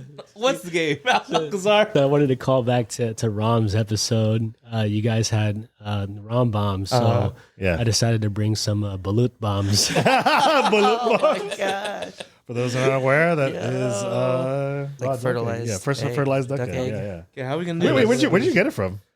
So there's a well, it's almost like Seafood City up in Right. Temecula. Yeah. So I didn't even know like you had an option of like buying it cooked or not cooked, but my mom cooked it. So Oh, Nice. okay. Yeah. How are we going to do this? I mean, usually it's just like I just crack it like an actual egg. And just, but which side though? The less sharp end, the more round end. yeah, because the more rounded it has like has the little the like the air air bubble. pocket. Yeah, little air bubble thing. So you get it from there. Grab one. Yeah, So you saying this end? the fatter end. Yeah. Yeah. So you crack that end because there's like a little air bubble in there. Yeah, because I think if you remember what I was saying, like I just like the soup more than the actual thing. Let's get some ASMR. Some egg cracking. Right now the boys are cracking the egg. Jason just took a sip. Yeah. Cheers, sweet cheers. Cheers! You're gonna cheers your egg. It's looking at me. Wait, are you serious? Don't look at it in the eyes. Oh, man. Cheers. Oh, I haven't drank Sipping. the soup Okay, yet. cool. Yeah. Cheers, cheers, cheers. Cheers. Cheers. Cheers. Riot. Cheers, bros. Nice. Oh, man. This What a is treat, good. man. How'd you feel about like Fear Factor and having the whole like bullet thing? Like, you felt offended or? Yeah, I mean, I was kind of like, I don't know what they're tripping about. Yeah. Like, there's worse things to do, like Yeah. being in all those like live bugs and stuff. yeah, I mean, they're just not used to the culture, you know? I'm not gonna lie though, like if it like is a fully formed chick, I get a little freaked out. Like growing up, I never noticed like the chick. Oh, You know what I mean? like you were just eating it already. It's like, oh, whatever. Yeah. Like, Yeah. Or I didn't see it. All right. Mm. You ever think about like back in the day? It's like how far can I take this egg that I can still eat it? You know? So I think there's a version where it's like not. It's hairy. That's what she says. How do I zoom in on this? Show it on camera. Yeah, that's a little like fully formed. It looked like half formed. Speaking of IVF, You gonna make Abel learn his roots and eat this one day? I would, yeah. Yeah? Yeah. Honestly, because like when I saw it on Fear Factor, I was like, why they tripping, dude? Like, Yeah. it's not like I eat this on the regular. Oh, no, you of know what course, I mean? But yeah. like, is it that wrong? You know? It's just messy, huh? I mean, it depends. If you're a vegan, yeah, it's wrong. That's the only thing I don't like about bullet is like it just takes a long time. Takes a while. Yeah. It's worse than shrimp, dude. Oh. Well, I think I don't know. most of it. I've got a system for shrimp. I peel them pretty quick. Like crabs is a tough one for me. I got most Well, of crabs, it. you got to work for it. Yeah, you know? most of it. You're just gonna down the whole thing in one go. I'm going to bite it. Oh, okay. Yeah, like I'm just going You to guys- nibble on it. you're just gonna nibble on it. Cheers. That means I got a whole piece. All right. There you Nice. go. 1, 2, 3. For all the listeners. Eating it. Mm. Describe the flavors you're tasting, fellas. Just like duck. Okay. Is it savory? Is it flavorful? A little hairy. A little hairy? It tastes more of the yolk, dude. I've been into the fetus first. because I want the yolk to be the last thing to taste. Yeah, should we just step away and just wash our hands real quick? All right, random fun. Today we're playing This or That. It's a simple, fun game where participants choose between two options presented to them. So in the spirit of Halloween, we have selected iconic Halloween elements to choose from. Now let's play. All right. Now, before we begin, Art. Oh, do I got some blood on my You saw it, right? You saw it? Okay. You got a little fetus on your lip. Little cartilage, little bone. Yeah. When we play random fun, our guest goes first. Just a heads up. Okay. All right, Yeah. this or that, vampire or werewolf? And what would your modern day favorite dish would be? How does that relate? Related, if you were a vampire or a Oh, werewolf. if you were. Oh, so you're Yeah. choosing if you Okay. want to be one. Yeah. Okay. And then okay. what would your dish be? Okay. So, Shoot. Sonny, vampire or werewolf? You team Edward or? That's what I was thinking. Like, I would be Team Jacob, werewolf. Okay, you're But welcome. for the sake of this game, I feel like the easier question or the easier answer would be vampire, and then Diniguan. Wait. That's what I was gonna say. I was gonna say that too. Yeah, That was that's gonna be my thing. Right? That's a good one. Yeah, because I was gonna say I'd be a vampire, just have human Dinuguan, you know? Human cheese. Oh, Yeah. So that's your choice, vampire? Yeah, I'd be vampire. yeah. Dude. For the sake of this game, You could fly, dude. yeah, for the sake, I'd pick vampire and then eat Diniguan. Yeah. I mean, you can never have pizza again, you know? Is that right? Or garlic. Garlic? Yeah, Yeah, garlic. Oh, yeah. Or I could do werewolf and carne asada fries, I guess. Oh, how about you, Art? Yeah, I think I would do werewolf. Yeah. That's Yeah? my choice, too. Yeah. What Got your two dish be? vamps, two. Well, actually, hold on, Will. Oh, That's what I'm saying. Yeah. That second question throws you off. Really?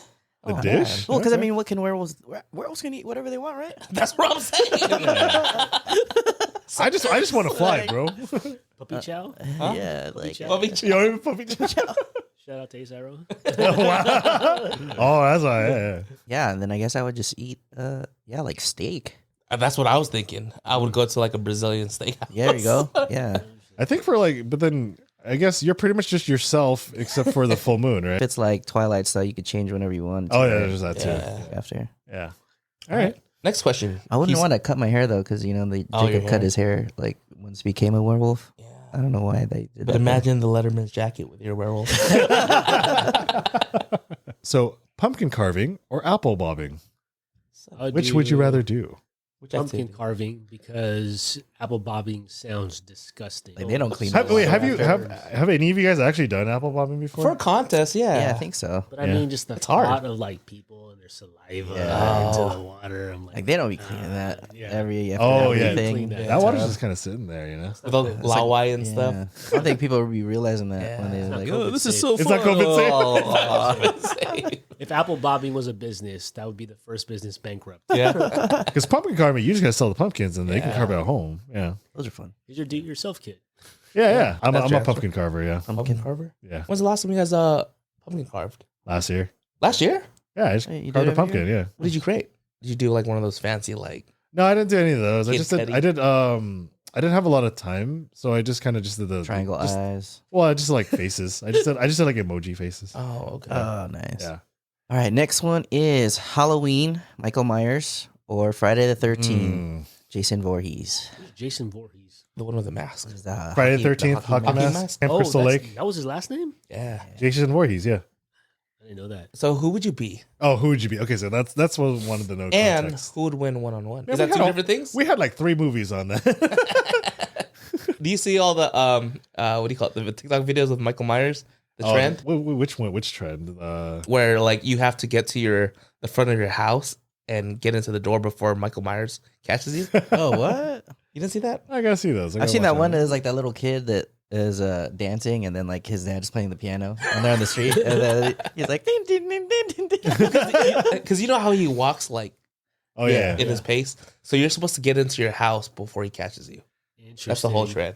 Yeah, I only saw the one where it was like some female influencer, and then like Michael Myers is on like full on high heels, like running after her. Oh, Yeah, it's pretty crazy. I'm still trying to figure out what his. I thought these guys were the same one. They're not. No. He's the one with the white It's like face. the white face, like with the hockey brown mask, hair. the white hockey mask, and Michael then Myers. Michael Myers. He has Oh. he has kind of like a zombie, almost zombie. Not the looking spy who face. shagged me. No, Oh, okay, got it. No. I do Friday the 13th just because it reminds me of TMNT. Oh yeah. Oh, Yeah. I'll go with Jason Just because Michael Myers has mommy issues, so Oh, is that why? Okay. that's because he does it. Because that's the reason why, like he, yes, mother, blah blah blah. Yeah. You know? Yeah. Oh, yeah. I'm not a fan of like Horror scary movies? Okay. Yeah, Oh, really? yeah. I am. I'm a bi. How would you, Art? I would probably do Friday the 13th also I like that. because I think Yeah, the I know what that is. hockey mask looks cooler. I think he's a little bit more violent too, huh? Jason. Oh yeah, he's Yeah, more. he also goes to space. Oh no. Jason in space. Yeah. I would gotta pick watch him.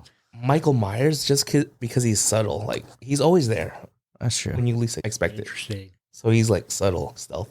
Yeah, It's like- that's true. Like he could be behind me right now. Yeah. And then it's your dad. Alquizar, you want to read the number 4? And number 4, trick or treating or Halloween party. Like, which would you rather do Yeah. or hold, or what's the context for this? Which would you rather do? In this season of my life, trick or treating. Okay. Yeah. If it was fraternity days, Halloween party. Let's talk about that. There was this blue house. I was pledging, so it was my first year, right? Yeah. We dressed up as farmers. So we had like the farmer hat, bandana. We all matched, right? You have the overalls and stuff. I forget. I would say so. Oh, no, white shirts and blue jeans. Oh, okay, so that kind of fun. Yeah. Okay, Wait, like- did you guys ever show up to a ASRO Halloween party? I don't know if I've ever been to a Halloween John, party, but Brian? I don't think that's I've a been party. to parties. Really?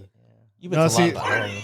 I've been a lot of parties, but like, because those ones were usually kind of sealed off for like, if you were part of the Yeah. fraternity Was or it whatever. really? I was only there for the formals after parties. Okay. That's Yeah. the only ones I would be a part of. Yeah, I thought we kept it open for some reason. it was pretty close. Okay. Yeah. That year, we partied. We had a Halloween party at the Blue House. Okay. I don't remember any of the partying. What was your costume? Do you remember your costume? So this was the year Ray was Beast, where he painted his whole body blue. Oh my! He was like body paint. He or- painted his body blue, and you would see who he interacted with because there would be blue marks.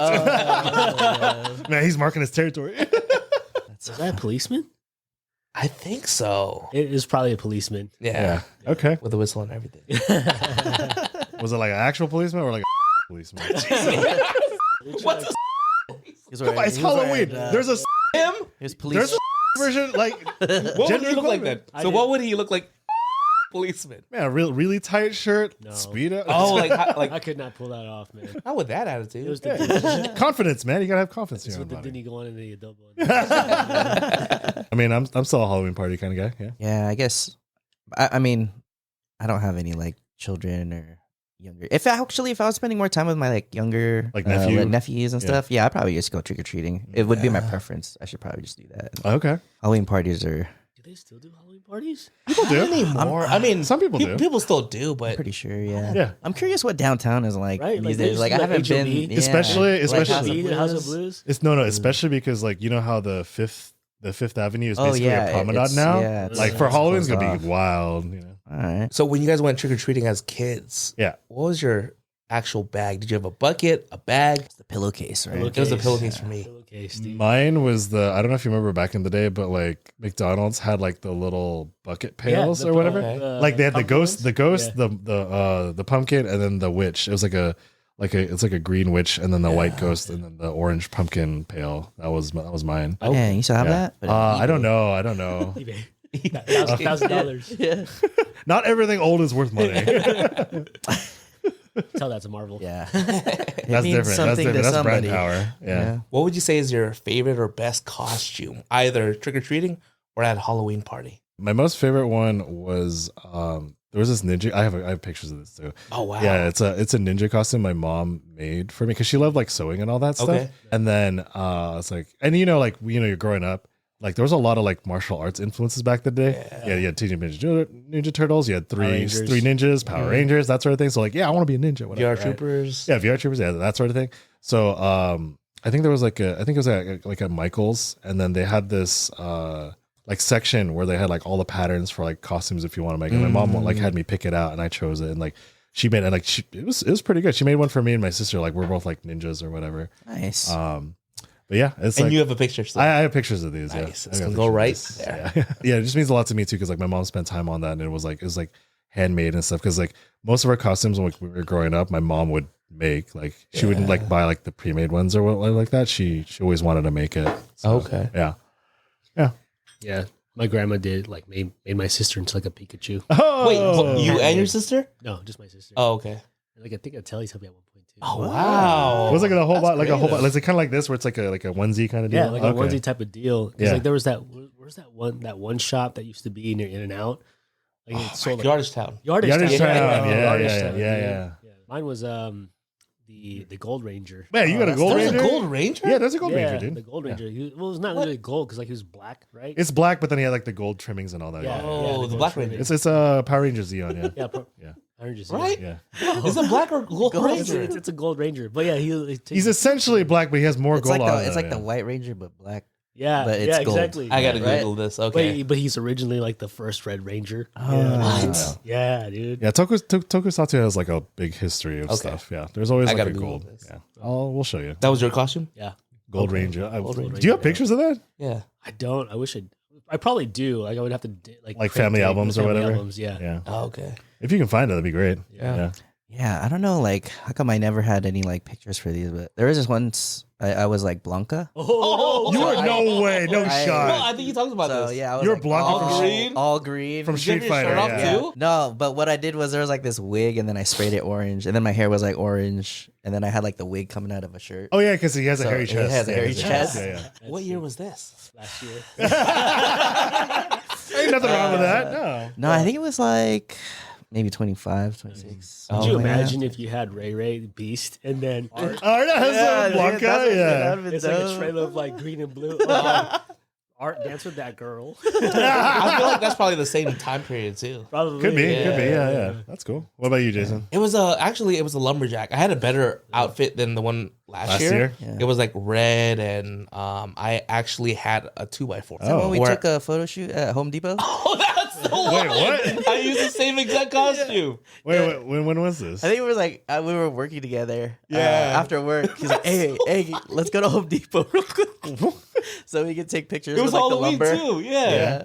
For And I think I have that picture. I gotta find it on Facebook. What were you taking the pictures for? Or just to have? Or? Just to have. Oh, We okay, worked okay. together, and so we're like, let's go to Home Depot. I need a picture for my profile. Oh, I see. Yeah. Okay. It was funny because I would use that 2x4. This was when we were in the fraternity. It was a house party. I had the 2x4, and so girls would use it as a prop for when they're dancing too. Right. Oh no, If you can imagine. I see. If you Yeah. can Yes. imagine. Yes. Of Yeah. course. Jason in the past life. Premarital life. That was fun though. Like just Unless you and Nadine use it now. no. I'm just kidding, bro. Hey man, what you do behind closed doors is your business. Yeah. Smack. On to the next question. Scary storytelling or watching horror movies. I mean, okay, if I'm being real with myself, it's gonna be like storytelling. Oh really? Yeah. Like Because, like, campfire kind of thing. Like how would you want to? In the light. We've established he was Noon. like, nude. Noon in front of the church. I think I said nude. I was like, what? Oh, noon. Yeah. Teach their own. Yeah. No, like real talk. Like I don't like scary movies. Like there was this one time where like I forgot what we were watching, but I literally was like at the movie theaters with my uncle and my cousin. I had to step out, and then my uncle had to come with me. What? To watch a different how old were movie. you? Last year.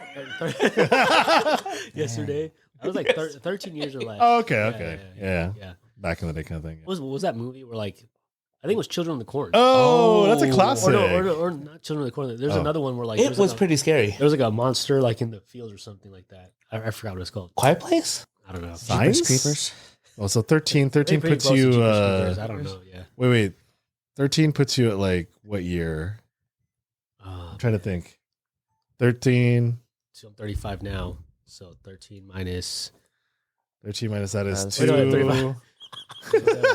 Dang, we all 2012, 2012. Okay. So 2012, what movies came out around then?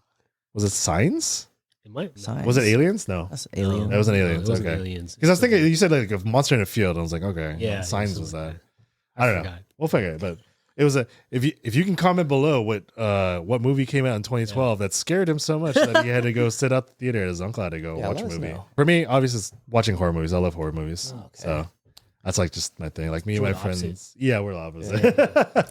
I mean, I'm always interested by like, paranormal, occult, that sort of thing. Those kind of interest me or whatever. But like especially around this time of year too. So me and some of my friends, like we watch online together, like have to watch parties for like either horror movies that come out like recently, or just stuff that we see that are like indie stuff. Yeah. Did you watch the Fear Street trilogy yet? Fear Street trilogy is like it's pretty good. Like the first one, the ones afterwards, like but like that's also the other thing too is like a lot of horror movies like just like bad, but like it's like that so bad it's good. Like you can make fun of it with your friends or whatever. Like it wasn't trying to be like a Michael Myers or no. It was just like a funny. Like it was just funny. Yeah, it's just like it's cheesy funny like kinda. that. Yeah. Was there one movie that like really got to you at one point? Well, the only scary movie that really got to me at one point. Well, there's like a couple. Like it was basically when I was like younger. One of them was I saw what was it? Communion. It's an alien movie. It's an alien abduction movie. Like I don't know if you've seen like Fire in the Sky or anything like that. There was like a lot of alien abduction horror movies because it was like really popular in the early like 90s and stuff like that. Mars Attack. No, Mars Attacks is funny. Mars Attacks is funny. I like that movie. Yeah. Communion was one of the first ones like that really scared me and stuff. And I was like, I had like a legit fear of being like abducted by aliens for like a while. Good. And then the other one was Chucky. Chucky, dude. So Chucky. I was That's legitimately afraid from Chucky because my cousins were like, they're like older than me or whatever, and they were also in like horror movies, so they'd watch that and like and they watched it while they were like taking care of me for like one time, and so like, they can't just like let 8, 9-year-old, 7-year-old like wander off, so they made me sit with them and watch it. Yeah. Right, and then so I got so scared of dolls, and they thought it was funny. And remember, mind you, all my other cousins were like girls, so they have a bunch of Barbies and stuff like that, right? Yeah. So while I was staying with them, they would put like Barbies everywhere, and like at one point, like I was asleep, and then they positioned them so that they were all like looking at me. So when I woke up, I would just have like a bunch of Barbies just look at me and stuff. Like it was like I had a legit fear of like dolls for like a good while. Like I give them shit for that for a lot too. It's like, hey, you saw me for the trauma. I would say the same thing too. Like Chuck, like it's not like I didn't watch scary movies. Like I was definitely exposed to it. Yeah. But like the concept, right? Yeah, the concept. Like I know who Chucky is. Like I think old school Chucky is scarier. Oh yeah, it got cheesier and everything. The AI Chucky became comical, right? Yeah. There was that new one. Yeah. But like literally, like it got to the point where like I was sleeping over at my cousin's spot, right? Younger, right? And then there's a doll in the room, right? That started making noise. They swear to me like there was no battery whatsoever. I'm like, oh hell no. Yeah. So from that point on, I was like, man, F dolls. I'm not trying to be around them whatsoever. They're so creepy. And what did it say? Was it like there's a snake in my room? It's like, mommy, pick me up or whatever. What? It's like, nope. Oh, I'm good. What about you guys? Horror movies or scary storytelling? Horror movies for me. Yeah. Yeah. I enjoy a nice horror movie. Slasher flick. Yeah. I don't know. Like I was really big into. You like Scream. slashers? Okay. Oh Like yeah, Scream, the Scream series were good. Yeah, that was good. those are all that was good. good. Yeah, I'm not gonna lie, like horror movies too, because they always delve into like sex scenes and stuff like that too. So like growing up, I was like, oh, all right. All right. Let's go, Chucky. Not that one. Yeah. Chucky's Bride. Chucky's right. Well, no, because like there's always that one part where it's like they're always getting down, and then the monster just comes out and starts go after them or whatever. Yeah, it's always that couple, right? That raunchy couple. Yeah. There's always one of that. Yeah. Are we really surprised about Diddy with how much we've been exposed to in our We're gonna Diddy talk. We're gonna Diddy talk on an Alquizar episode. Jeez, and he's the one that brought it up. We didn't bring it up. We didn't bring it up. Yeah, my favorite one has to be Cabin in the Woods, though. That was my Cabin in favorite the Woods. one. That's Elijah Jisku, right? Yeah. Yeah. We don't know what's up. Yeah, Cabin in the Woods is a good horror movie because it plays on a lot of horror movie tropes and stuff like that too. Yeah, there was this one like Filipino scary movie that scared me though. I think I watched it way too young. I was probably So with Dolphy? 7 or something like that. Dolphy. Oh, it's called You know Dolphy? I know Dolphy. the comedian. Famous comedian. Like he was in everything. Yeah. Yeah, but it's called Chop Chop Lady or something. Chop Chop Lady. And I think it was about how this it's like a serial killer type thing. And Yeah. It was super gruesome, and I was like, I probably shouldn't have watched that that age. How old were you? I think I was probably 7-ish, 8-ish. Yeah, 7 is only the prime. You're kind of you just have them to have because I think my mom's like parents, they owned like a little shop in National City with like for Filipino stuff and stuff like that, like a sari store kind of thing. Yeah. Sorry. And they had like videos, right? So we Right, just bought the video- VHS rental? VHS Yeah, rentals. yeah. Yeah, and I just for some reason watched that one. I was like, dang, I messed myself up. All right, what about you, Jason? I would go scary storytelling. I have to be like, it has to be a good setting though. So flashbacks when we were in church camp. This is the traditional Christian church I was talking about. Yeah. It's so funny because it's traditional Christian church, but you would have the youth group that wasn't so traditional, you know? All right. And so we did a campfire thing. You know, everyone would bring like the candy, roast, marshmallows, all that stuff. And then they told us a story because we're out in Campo in the middle of nowhere. Oh, wow. Yeah. It's just the church camp and there was no like... Dark out Yeah, there. just dark. Yeah. And then so they would tell us a tale of this old lady who lived in the shed that was close to like, you know, the entrance of the camp spot. And the chainsaw man who you only saw... A full moon or something. Or they would say like, during a night like this. Yeah, right? Yeah, the classic line. Yeah. Yeah, and so what did they do? They had us walk through the trail. So we left this campsite, went to the trail, and so we're just talking story and all this stuff. And they had it already planned, right? Where we heard this chainsaw all of a sudden. Right?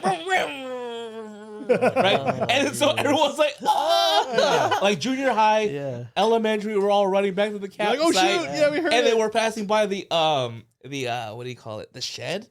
And then we hear the shed like rattling and everything, and we were like, No, hell no. I think that was like the best cool, experience. But That's cool. That's really cool Yeah. that they did that for you guys. so I think scary storytelling where I can actually enjoy the experience. Okay.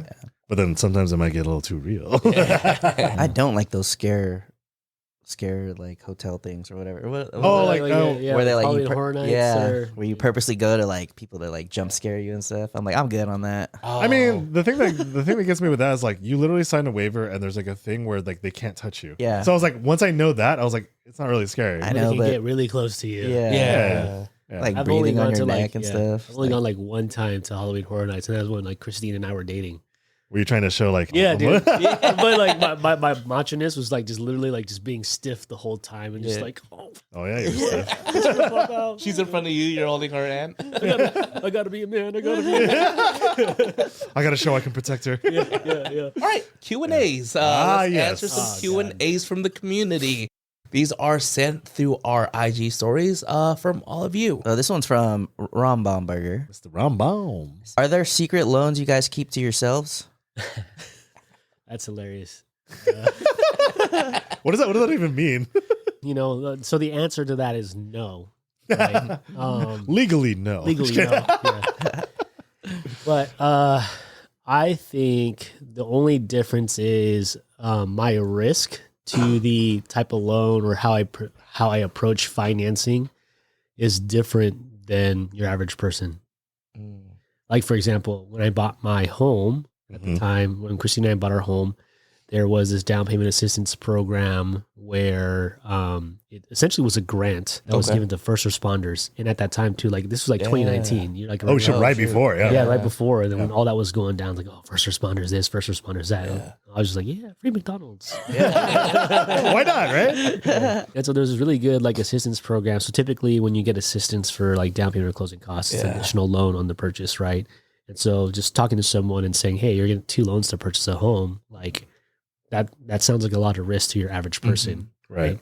But to me, it made sense. And so it acted like a grant because my wife was a first responder. Yeah. And so that's something that we utilize. Now it's a very different program now. Sure. Like they made changes. I think that They're like, wait, hold up. Exactly. Dude. Like they literally were like, you know, it was a grant where it got forgiven when we closed. So when we bought a home, thank God, like we saved money, but when we bought a home, we literally bought a home and got debt free at the same time because of that grant program. Oh, wow. Lucky, man. Yeah, we're super lucky. Yeah. But now like they wised up and you know, now it's like an additional loan and now they're collecting interest and having it stay on the home. And so they're getting their money's worth, you know? So let me ask you, as a loan officer, you know how like when people don't qualify for certain loans, are you able to qualify yourself? No.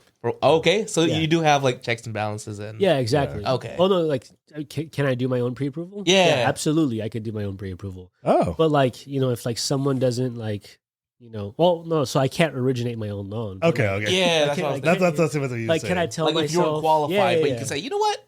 I'm doing my Yes. own loan. No. You're like, yes, I do approve. Yes, you can buy $1 million home. $3 million home. No, but like, yeah, I mean, like if we were talking about like if someone got disqualified and I, used the same qualifications to prove myself, no, I would be disqualified the same way. But I can run my own numbers, and I often do like run my own scenarios. I'm like, okay, given the information that I have, Advise yourself. what could I do? Yeah, Sonny, what would you do in this situation? Would you have a second advisor since you're the advisor to other people? Yeah, absolutely. Shoot, this is all from Richard Villarreal. Yeah. Shout out to Richard, man. Another Yeah. bro, another fellow colleague, and he's San killing it Marcos. right now in real estate as a realtor. So Oh. You guys work together? we do. Okay, Yeah, nice. he's an awesome cat. Yeah. In a saturated market, what value do you provide to your clients that you're selling? Whoa. Is the alcohol kicking in? That's all you, bro. I can't see. Yeah. In a saturated market, what value do you provide to your clients that set yourself apart from the Other people, other people in your industry? the rest of the people in the industry. Yeah. I would say that we're not transactional. Okay. Yeah. That's good. I think, and I can back it up in terms of like the people, the system, and the information that we have set in place is that we don't treat it as a transaction. We take every transaction as a personal experience for the client. So, and just the knowledge that we have in terms of like managing your money and financial literacy. So we talk more than just about the home. We talk about, hey, how is this going to impact you in terms of like wealth wise? I think most like realtors and lenders, they focus on just like, yeah, let's just get you into the home. And, you're going to be okay. And that's what's it, Second question, what advice would you give someone who wants to own a home but just can't stomach today's interest rates and prices? Tell us a story about how you've helped someone overcome that fear. Dang, Richard, you're teeing up a lot of things. So he's going deep, man. He's going deep. So someone that wants to own a home but just can't stomach the prices and where the current interest rate's at. So at the end of the day, like we can't force anyone to buy a home, right? Yeah. I think my advice would be to that person is, what does real estate really mean to you? Because I do think, and so this is my personal belief about real estate and generating wealth long term, and just anything in general, like anything that we want to do, whether like it's losing weight or getting better with our health, because that's like a big thing for me right now.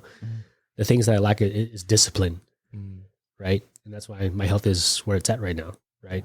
Same thing with like financial investment. Like if you don't have the discipline to invest, like if you're not investing into real estate, the best thing that you can do is to commit to a mortgage and buy a piece of real estate, in my opinion, because you're forcing yourself you're forcing the discipline on yourself. Yeah. Because I truly believe here in San Diego that the appreciation that's going to happen because of the supply and demand factors of what's happening in real estate, like this is the best decision that you can make, like financially, right? Because you're spending money on rent anyways, so why not have it benefit you? Yeah. Now, if the house isn't, something of your liking, find someone that is of like mind and partner up with them that's taking it as seriously as you do.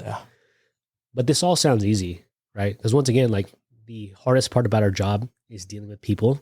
And the best part about our job is dealing with people. Right. So, theoretically it sounds good, but definitely like execution is, it's tougher. So I would just say, the advice I would give is know what you want to do with real estate and what's the long-term game plan. And if it's worth it to you and you can't stomach the prices, maybe partner up with someone to make it happen. And for those that think like, I want to buy property, but this is not my dream home, what would you say to them? I think that's perfectly fine. Like it doesn't have to be a home run. Right off the bat. No shout out to the Dodgers right now. That's a whole other thing. Yeah, it's a whole other conversation. So like this was the year where like I literally like don't like Dodger fans. Just this year? Just this year alone. Yeah. Like, wow. They're so annoying. So For our Dodger fans here, You're annoying. You can find his DMs on. you can find Sonny at. it doesn't have to be a home run right now, but it can be a stepping stone. And so to find that stepping stone, even if it's like a 1-bedroom, 1-bath condo, just so long as you feel comfortable with it. Once again, going back to agency, like you have room in your budget, and you can make that sacrifice because it is going to be a sacrifice. You're going to spend rent anyway, so why not make it be something that it benefits you long term? The investment and then the appreciation when time passes, right? Yeah. Like, how are you, Nadine, feeling about the appreciation now? Oh man, it's looking nice. Yeah, I can't Right. complain. Yeah, like I just Googled our address. I was like, oh shoot. Hell yeah. You know? Yeah. So my sister and I own a condo. in Nice, dude. RB. From when it was at Dude, to where it's RB? at. Yeah. So, Apple's moving into RB. Dude, that's insane. It's a good area. Yeah, it's a good area. So, but at that time though, like I think for anybody that like it's stressful. Yeah. Right? How am I going to make the monthly payment? Yeah. What is this commitment going to look like? How do I manage the mortgage over time? Right. Yeah. But then now that you're on the other side of it, it's like, dude, like this appreciation is crazy. So if and when we do sell, or if we do flip it to an investment property, like this is something that it creates options for you financially. Yeah. Right. As much as people don't want to talk about the numbers, it is very much about the numbers and also too as well the emotional factor of like ownership too as well. So going back to that, going back to Richard's question, like, can I share a story of, you know, someone making it happen to make home ownership happen? Yeah. I think it's that, like, is finding people that are willing to team up with a brother or sister or a friend, and it's getting their first piece of property. Yeah. Right. There was a couple that we worked with. They started off with a condo. I think it was only a 2-bedroom, and somewhere like near North Park. Mm. They ended up selling it to buy their next home because they're having a kid. Mm-hmm. And I think at the time it was only like $1 million for the next home. Only, Yeah. you know. Only $1 million, Yeah. right? Now, like that home is worth 1.5. Nice. And it's a very short amount of time. Like you're talking maybe like 2 years. Oh shoot. 2 years already? 1.5? Already 1.5, 1.4, 1.5 around there. Okay. Yeah. That's So, good. Crazy. Yeah. Do you have any advice for someone who is considering a career in your industry? And looking back, what are some things you would have done differently in your career? You kind of just fall into it. I'm just kidding. Nepotism. Yeah. Actually, I've tried recruiting my brother and my sister to work. Oh, really? Oh, yeah. So someone looking to a career in real estate, whether it's being a realtor or a lender, advice to anyone that wants to join the real estate industry, I would say is to apprentice first. Yeah. So, I mean, is to find someone that is successful in the field. And like, this is anything, right? Anybody that's successful in anything is to apprentice with somebody first. Obviously make sure you're rewarded, okay with it. And then, you know, when you're ready to branch off and do your own thing, go ahead and do your own thing. All right. Next question is from John D. How do you spell my parentheses full end parentheses name? Wink emoji. So what's his full name for the audience? So his full name is Jonathan Robert Maximilian DeLupin. Is that correct? Is it Maximilian I think so. or Maxless? I don't know. I'm just looking at his Maxless? Oh, Instagram. shoot. I might have messed it up already. So how do you spell his full name? It's a spell. He didn't say, it said spell. It's not Maximilian. I mean, his Instagram says differently. This is Max. It says Maxless. Max Lustin. Max Lustin a million. The Lupin. Max less than a million. The Lupin. There's no million. You keep adding that in there. So Jonathan Robert Max Lustin to Lupin. Dang it! I already messed it up. So do I need to try to spell it out? Spell it out. Okay. Try your best. So if I spell this correctly, you guys have to take a shot. All right. If I don't, then I have to take a shot. So Sure. you're taking a shot, okay? Clear. Yeah. Jonathan is JONATHAN. Okay. All right. So good. So far. Robert ROBERT. Max Lustin. MAXLUSTAN.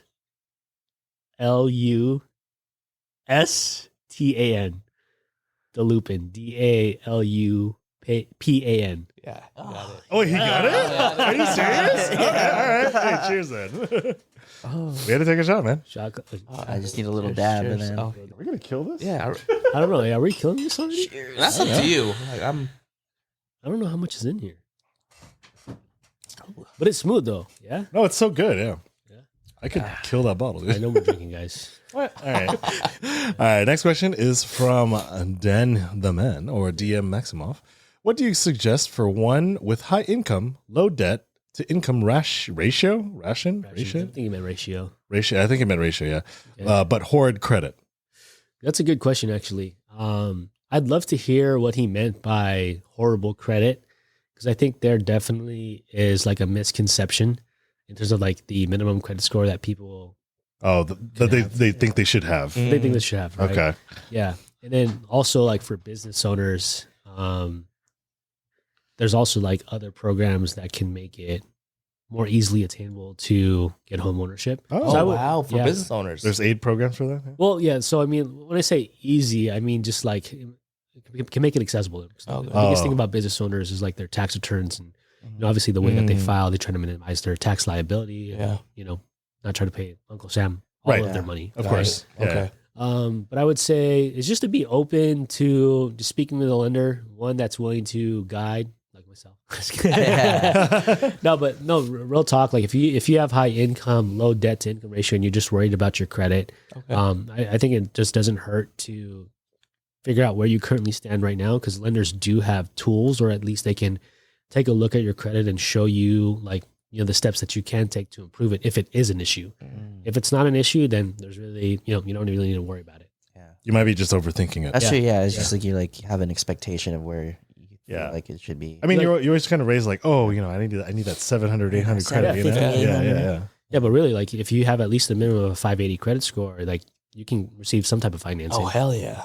It's like C's get degrees all over again. Exactly. But you know, like you just can't have the same expectations. It's not like, oh, you're gonna get the best rate. Or you're gonna Yeah. Oh, yeah. That's the top thing. house, Like but it like, plays into that. yeah. Right? Yeah, that was my question. Like as a follow up. yeah, exactly. But like as long as it gets you the home, and as long as like it gets you like you're happy, and then like Yeah. you start, you know, accumulating appreciation, then you know, why even worry about it? Okay. True. This next one comes from your little brother, Alquizar. Where is the best Cali burrito? Shit, Give us your top three. man. Wow, not just one. Not just one. I want to know where. Dude, best Cali burrito for me. I'd say this is more nostalgia and classic for me. I think number one would be Rigoberto's. So Off Miramar? off Miramar. Okay. Rigoberto's, Roberto's, yeah. Okay. Rigoberto's, like even when like you're not drunk, like dude, It's still good. Yeah, it's still good. Not drunk. The I love enchilada that. sauce on the California burrito. Fire. Enchilada sauce? Yeah, they put like enchilada sauce into the California Yeah. burrito, Shoot, and so I it didn't know melts that. the cheese even more. It's Yeah. like delicious. It's decadent. Damn. The And then- habanero sauce there. That's habanero sauce. I haven't tried the habanero sauce Yeah, yet. that's all you. Okay. I first and foremost don't think anyone can mess with like Vallarta's and Cotijan's orange sauce. Oh, that Oh, sauce is wow. something Oh, else, yeah. man. Yeah, Yeah. like you can't get that anywhere else, bro. Yeah. You would Um, think, but Yeah. Yeah. So that's number one. Number two, I would say taco stand. It's a little bit more elevated. Burrito? decadent. Cali burritos there? Cali burrito. Okay. Yeah. where's that at? There's one in La Jolla, Okay. Yeah. which I think I got like a lot of hate from like a old like YouTube video that I posted. Oh, Like, really? why are you getting burritos from La In La Jolla? Jolla? Yeah. Like, bro, you haven't tried taco stand, so get out of here. Yeah. Yeah. Don't knock it till you try it, right? Yeah. Yeah. Number three, which is like holding me down. Holding you down. Yeah, in Temecula. Oh. Would be like Hilberto's in Temecula. Oh, okay. It's always in Erdos. Yeah. You know? Can't That's go how you wrong. know. Yeah. Yeah. Hilberto's, but they also have one in Escondido. They Oh. do like a California Supreme burrito. Oh, Hill with a Yeah. J, right? Yeah, Yeah. yeah, with a J. Yeah, yeah. Cali Supreme burrito is like I do that. higher. Talking big back activities over here. Okay. All right. All right. Got some new places to try. All right, this one's from Kanich. I heard you're pretty. I heard you're a pretty talented rapper. Can you share your best freestyle, please? I can't. Do you have any riddles you can share? Like, even if it's a Like I couple could lines. beatbox. No, Oh, can you? no, I don't do lines anymore. Oh shoot! If Jason goes, I'll. I don't have it. I don't know. Do you guys want to go? Kenichi, why you so peachy? I'm just like John Cena. You can't see me. Oh, he got you. He got your ass. The rest you got to pay for the Patreon. so- Yeah. All right, so this one's from Nadine. Why is your dad so shaggy? Oh, swaggy. Oh, I was like shaggy. It's a Shaggy up there, bro. Yeah. How did he get into it? Honestly, I don't know, man. Like, you know, I think He has let a me fit show page. you- Does he have a fit page? Yeah, he has like 60,000 following. Wait, for Let real? me show you my, Nah. I'll show you my pops real quick before we get Okay. into it. Yeah, just so I know, because I've never seen it. Yeah. Does he wear gold chains? He does work. I just picture him as gold chains, backwards hat sometimes. Yeah, you should with- make, with you the should make an J's. Instagram for him, dude. I think he'd pop off. What's funny is I tried to Yeah.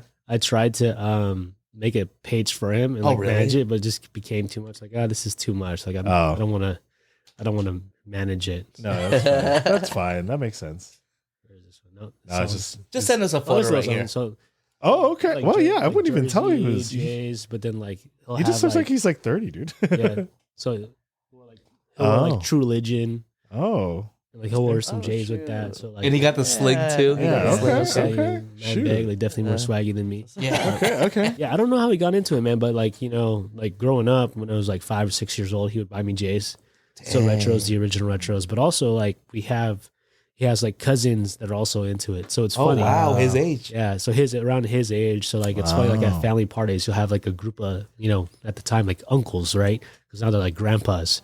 So now they still dress like this. That's uncles crazy. like rocking J's, like Yeah. young clothes and whatnot, and like so.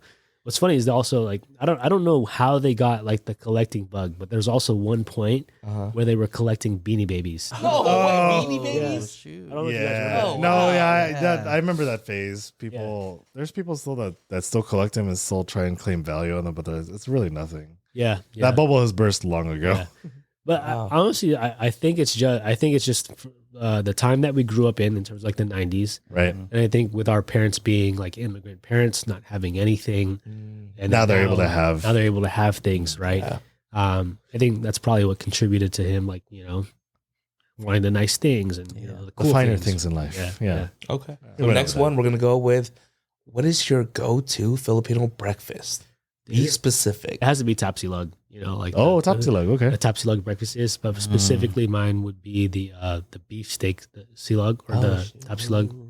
Well, is it tapsilog? No, yeah, because there's the tapsilog. Yeah. The tapa, the beef tapa. Yeah. Beef tapa, super fire. Shout out to what's that Filipino spot in San Marcos? Have you guys been to it? San Marcos. I don't know. I haven't been to San Marcos. Is it by that much. Chick-fil-A? While he's looking it up to kind of It's explain like a little where bit. the fries used to be like on the backside, that little thing. Yeah, exactly. It's not Yeah. Filipino Oh. Depot, is it? Lucci and Mary. Oh, There it is. Lucci and Mary in San Okay. Marcos. Okay. Where's it by? Is it more on the 78 West or? It's like 78 exit like San Marcos, make a left. Oh, it's on San Marcos Boulevard. Yep. Yeah. Okay. Just go down to where the new business Costco is. It's Oh. like, and right before there. Yeah. Used to be fries. Okay. Yeah. I think the original tapsilog spot was Zarlitos. Yeah. National Oh, City. Zarlitos, yeah. Yeah. For those unaware, that's steak and eggs. Yeah. Steak and Basically, eggs. yeah, you Yeah. can say that. Basically yeah. steak and eggs. Yeah, you can say it like that. Yeah. Some rice. Garlic fried rice. Fried rice, Yeah, with garlic fried rice. Yep. Over easy egg. Mm-hmm. Classic. Yeah. Okay. You want to read the next ones from your wife? Read it out loud, out Chris. loud. Read it out. What is it? What did your loving wife Christine say? Man. Can Chris give us a little sample of the days when you used to go by Sonny Boom Boom? Sonny Boom. Sonny Boom Boom. You didn't even mention that in your backstory earlier. What is it? You want to explain that a little bit?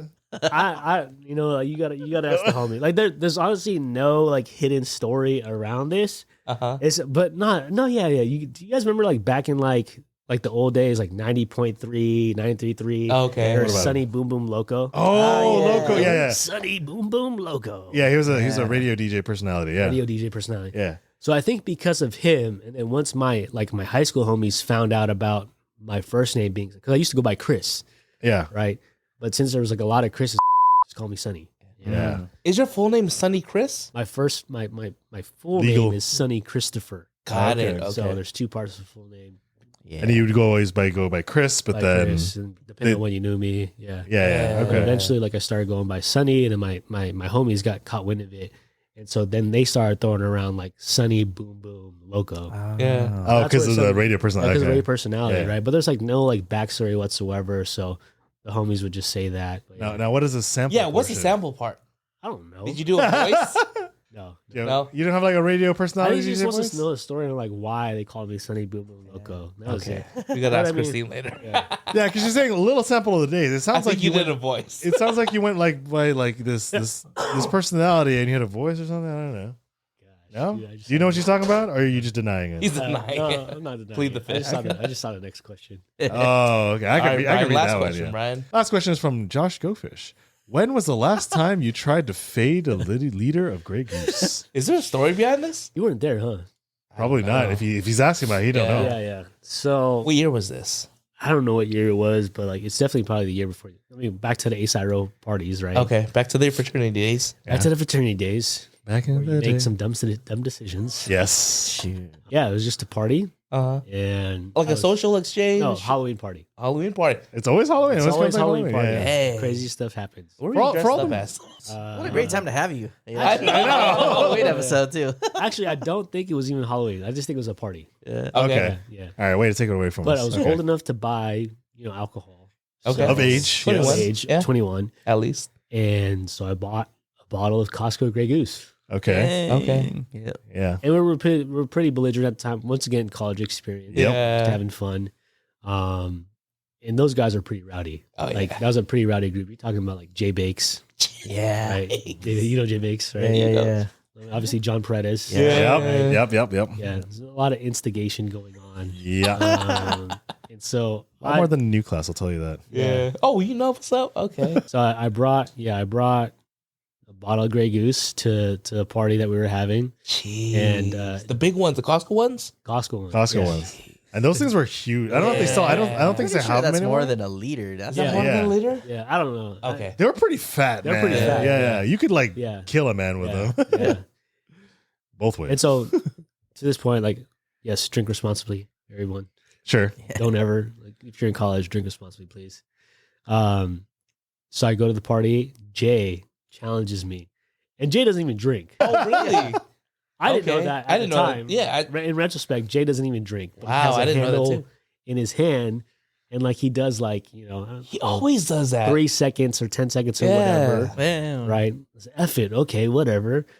Got the bottle of Grey Goose, and I pretty much like matched, Jay or whatever. 1 for 1, huh? One Okay. for one. Okay. Didn't end good. I'll tell you that. Didn't end good. You don't remember that night, huh? I don't remember that night whatsoever. Sure. But come to find out, Jay was downing water. Oh, wow. He got you. He got me. Yeah. I got Oh. Was this at an Ace Row house? It was just at a random house or a random House party. party, It was an yeah. Ace Row house party, but like At someone's house, yeah. House. But those were fun times, man. Yeah. I mean, those were back in the times before they had like the sound Yeah. ordinance thing, because I think that's what shut down a lot of the house Parties? parties around Yeah. SDSU. Yeah. I don't think they do that like now. No. Because Yeah. like, Or, like, especially kids now. because like those house parties were basically around SDSU, Yeah. right? Yeah. Yeah. But then like I think around when I kind of got in there, because I transferred in around 2006, Uh-huh. around 2008, 2009, like they started implementing sound ordinances. Oh wow. Yeah. Like around, so that like a lot of the party houses around SDSU died for the most part. Wow. I mean, they're still kind of like there, quote unquote, but not like how we used it's to hard. do it. It's hard. It's not like Yeah. we used to. That's what I'm trying to say. I even remember like, so I graduated high school 2007. Like Right. even going into college, like the homies and I, like at 12th grade, like we were going to house parties like down south. Yep. Yep. Yeah. Yeah. We just knew someone, and then Yeah. It's like, let's go. Times. Yeah. Before I forget, Yes. I remember speaking to you, trying to schedule you for this episode. You remember that experience where I was like, yeah, I think it was in April or May. Okay. And I was like, yeah, we'll have you on in October. And you were like, October? You're like, why so far out? Because I think of this, I wanted you to really dress up, and be a part of this. I mean, And you probably have the best costume here. To be honest. and also, well, man. I mean, like, also, like, what is it? It seems like all of your life's Party. achievements or something just Around happen to Halloween, revolve yeah. around That's Halloween. crazy. And then it's also funny because like you're a very religious man who just like doesn't really like scary movies and stuff like that, which is what the season's all about. you know? Yeah. That's kind of funny. It's kind of good. I Like, think it aligns pretty well. yeah, Appreciate it. But it's funny because you're like, October. Like, damn.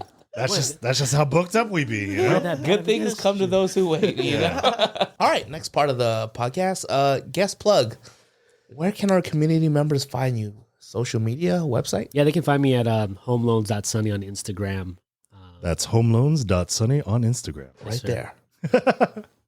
Any shout outs, recognition? Yeah, I want to shout out to you guys, man. Like, I really appreciate you guys just being consistent in what you're doing. Like, literally, I was moving my parents' stuff these past weekends, and it literally felt like I was just like a homie just listening in on the conversation. Our homie. Yeah, it was so That's what funny. we do. Yeah. Like, literally, like, LOL. Like, in real life, dude. Like, just packing boxes. Oh, Jason, that was funny, bro. You're talking to us? Yeah. Was your parents there too listening to or what? Nah, I Just for you? myself. Oh, okay. Shout out to Rambam, man. Like, I want to shout out his episode. I think his testimony, Yeah, you talked like how he about got into that. business and how he got saved was pretty crazy. Yeah. So shout out to Rambam. Yeah. Have you tried any of his burgers? Yep. Ah, I haven't Oh, tried which are it. your favorites? I haven't tried it cold yet. The OG. Oh, you haven't had any of the other stuff I haven't yet? had the other ones yet. No, Oh, But you also gotta had it try cold? I haven't had it cold. Oh, you haven't had it cold. Okay. Oh, it's so good, dude. Yeah. Shout out to Rambam. Oh, my Yeah. God. You try Rambams. Yeah. Anyone else that you want to shout out to? The one My that you're wife, married to? my wife. Yeah, I was gonna say. I was like, come on. You shouted rum bomb before your wife. I didn't want to move on. I didn't want to Switch it up. Can you edit it? Can you edit Can you edit so it goes before? That's too much work. Not even your son, not even Abel. My wife, my son, my our parents, help is totally Takes a village. Yeah, it takes a village for sure. Yeah, So luckily we have a great support system. So Okay. Anyone else you're missing? No? I think that's pretty much it. Okay. All right. Anyone yells at you, that's on you. Upcoming projects and or events that you're throwing. Or gonna Yeah, be part so of. I'm hosting a first-time homebuyer workshop in Chula Vista with Summer Reyes, a realtor out there. And so the topic that we're going to be covering is just like, and this is in November 7th. November 7th. Okay. So- Better get the episode before. I know. Get it by Halloween, Jason. Don't get sick. Yeah. Don't get sick. Free promo. Yeah. Yeah, so first time homebuyer workshop, we're going to go through information that typically isn't covered like from most workshops, and so it should be a good one. Nice. Okay. Nice. A good one. And You have a location Hey. for that, or I got it's on the Eventbrite. Okay. I'll give you guys a link. and if you follow his page, you'll find all of that information too, right? You'll throw it on your stories and do all the stuff. And that Instagram handle again is, Homeloans.sunny. that's SONNY, right? Correct. Okay. Home loans, one word, .SONNY. Thank you. it's right here. That's some free promo for you right there, baby. All right, last call for us. Thank you, shout outs, anything you want to plug, upcoming events, pot encounters from friends and family. I'm gonna give a shout out to Misty and John. Yeah, I'll be John? Yeah, I know. I'm just You forgot his name. Daryl, dude. It's just I got stuck on because I never knew John D's like full name or whatever. Yeah. So I always just call him John D. You know. Yeah. So like that's why it got stuck in my head. But shout outs to Daryl and Missy. I'll be seeing you guys later today for your family shoot. Thank you for your support. They've been pretty consistent. Like they always want to do like family portraits every year. Yeah. So they got 2 kids and they're growing pretty fast, man. It's pretty crazy. Yeah.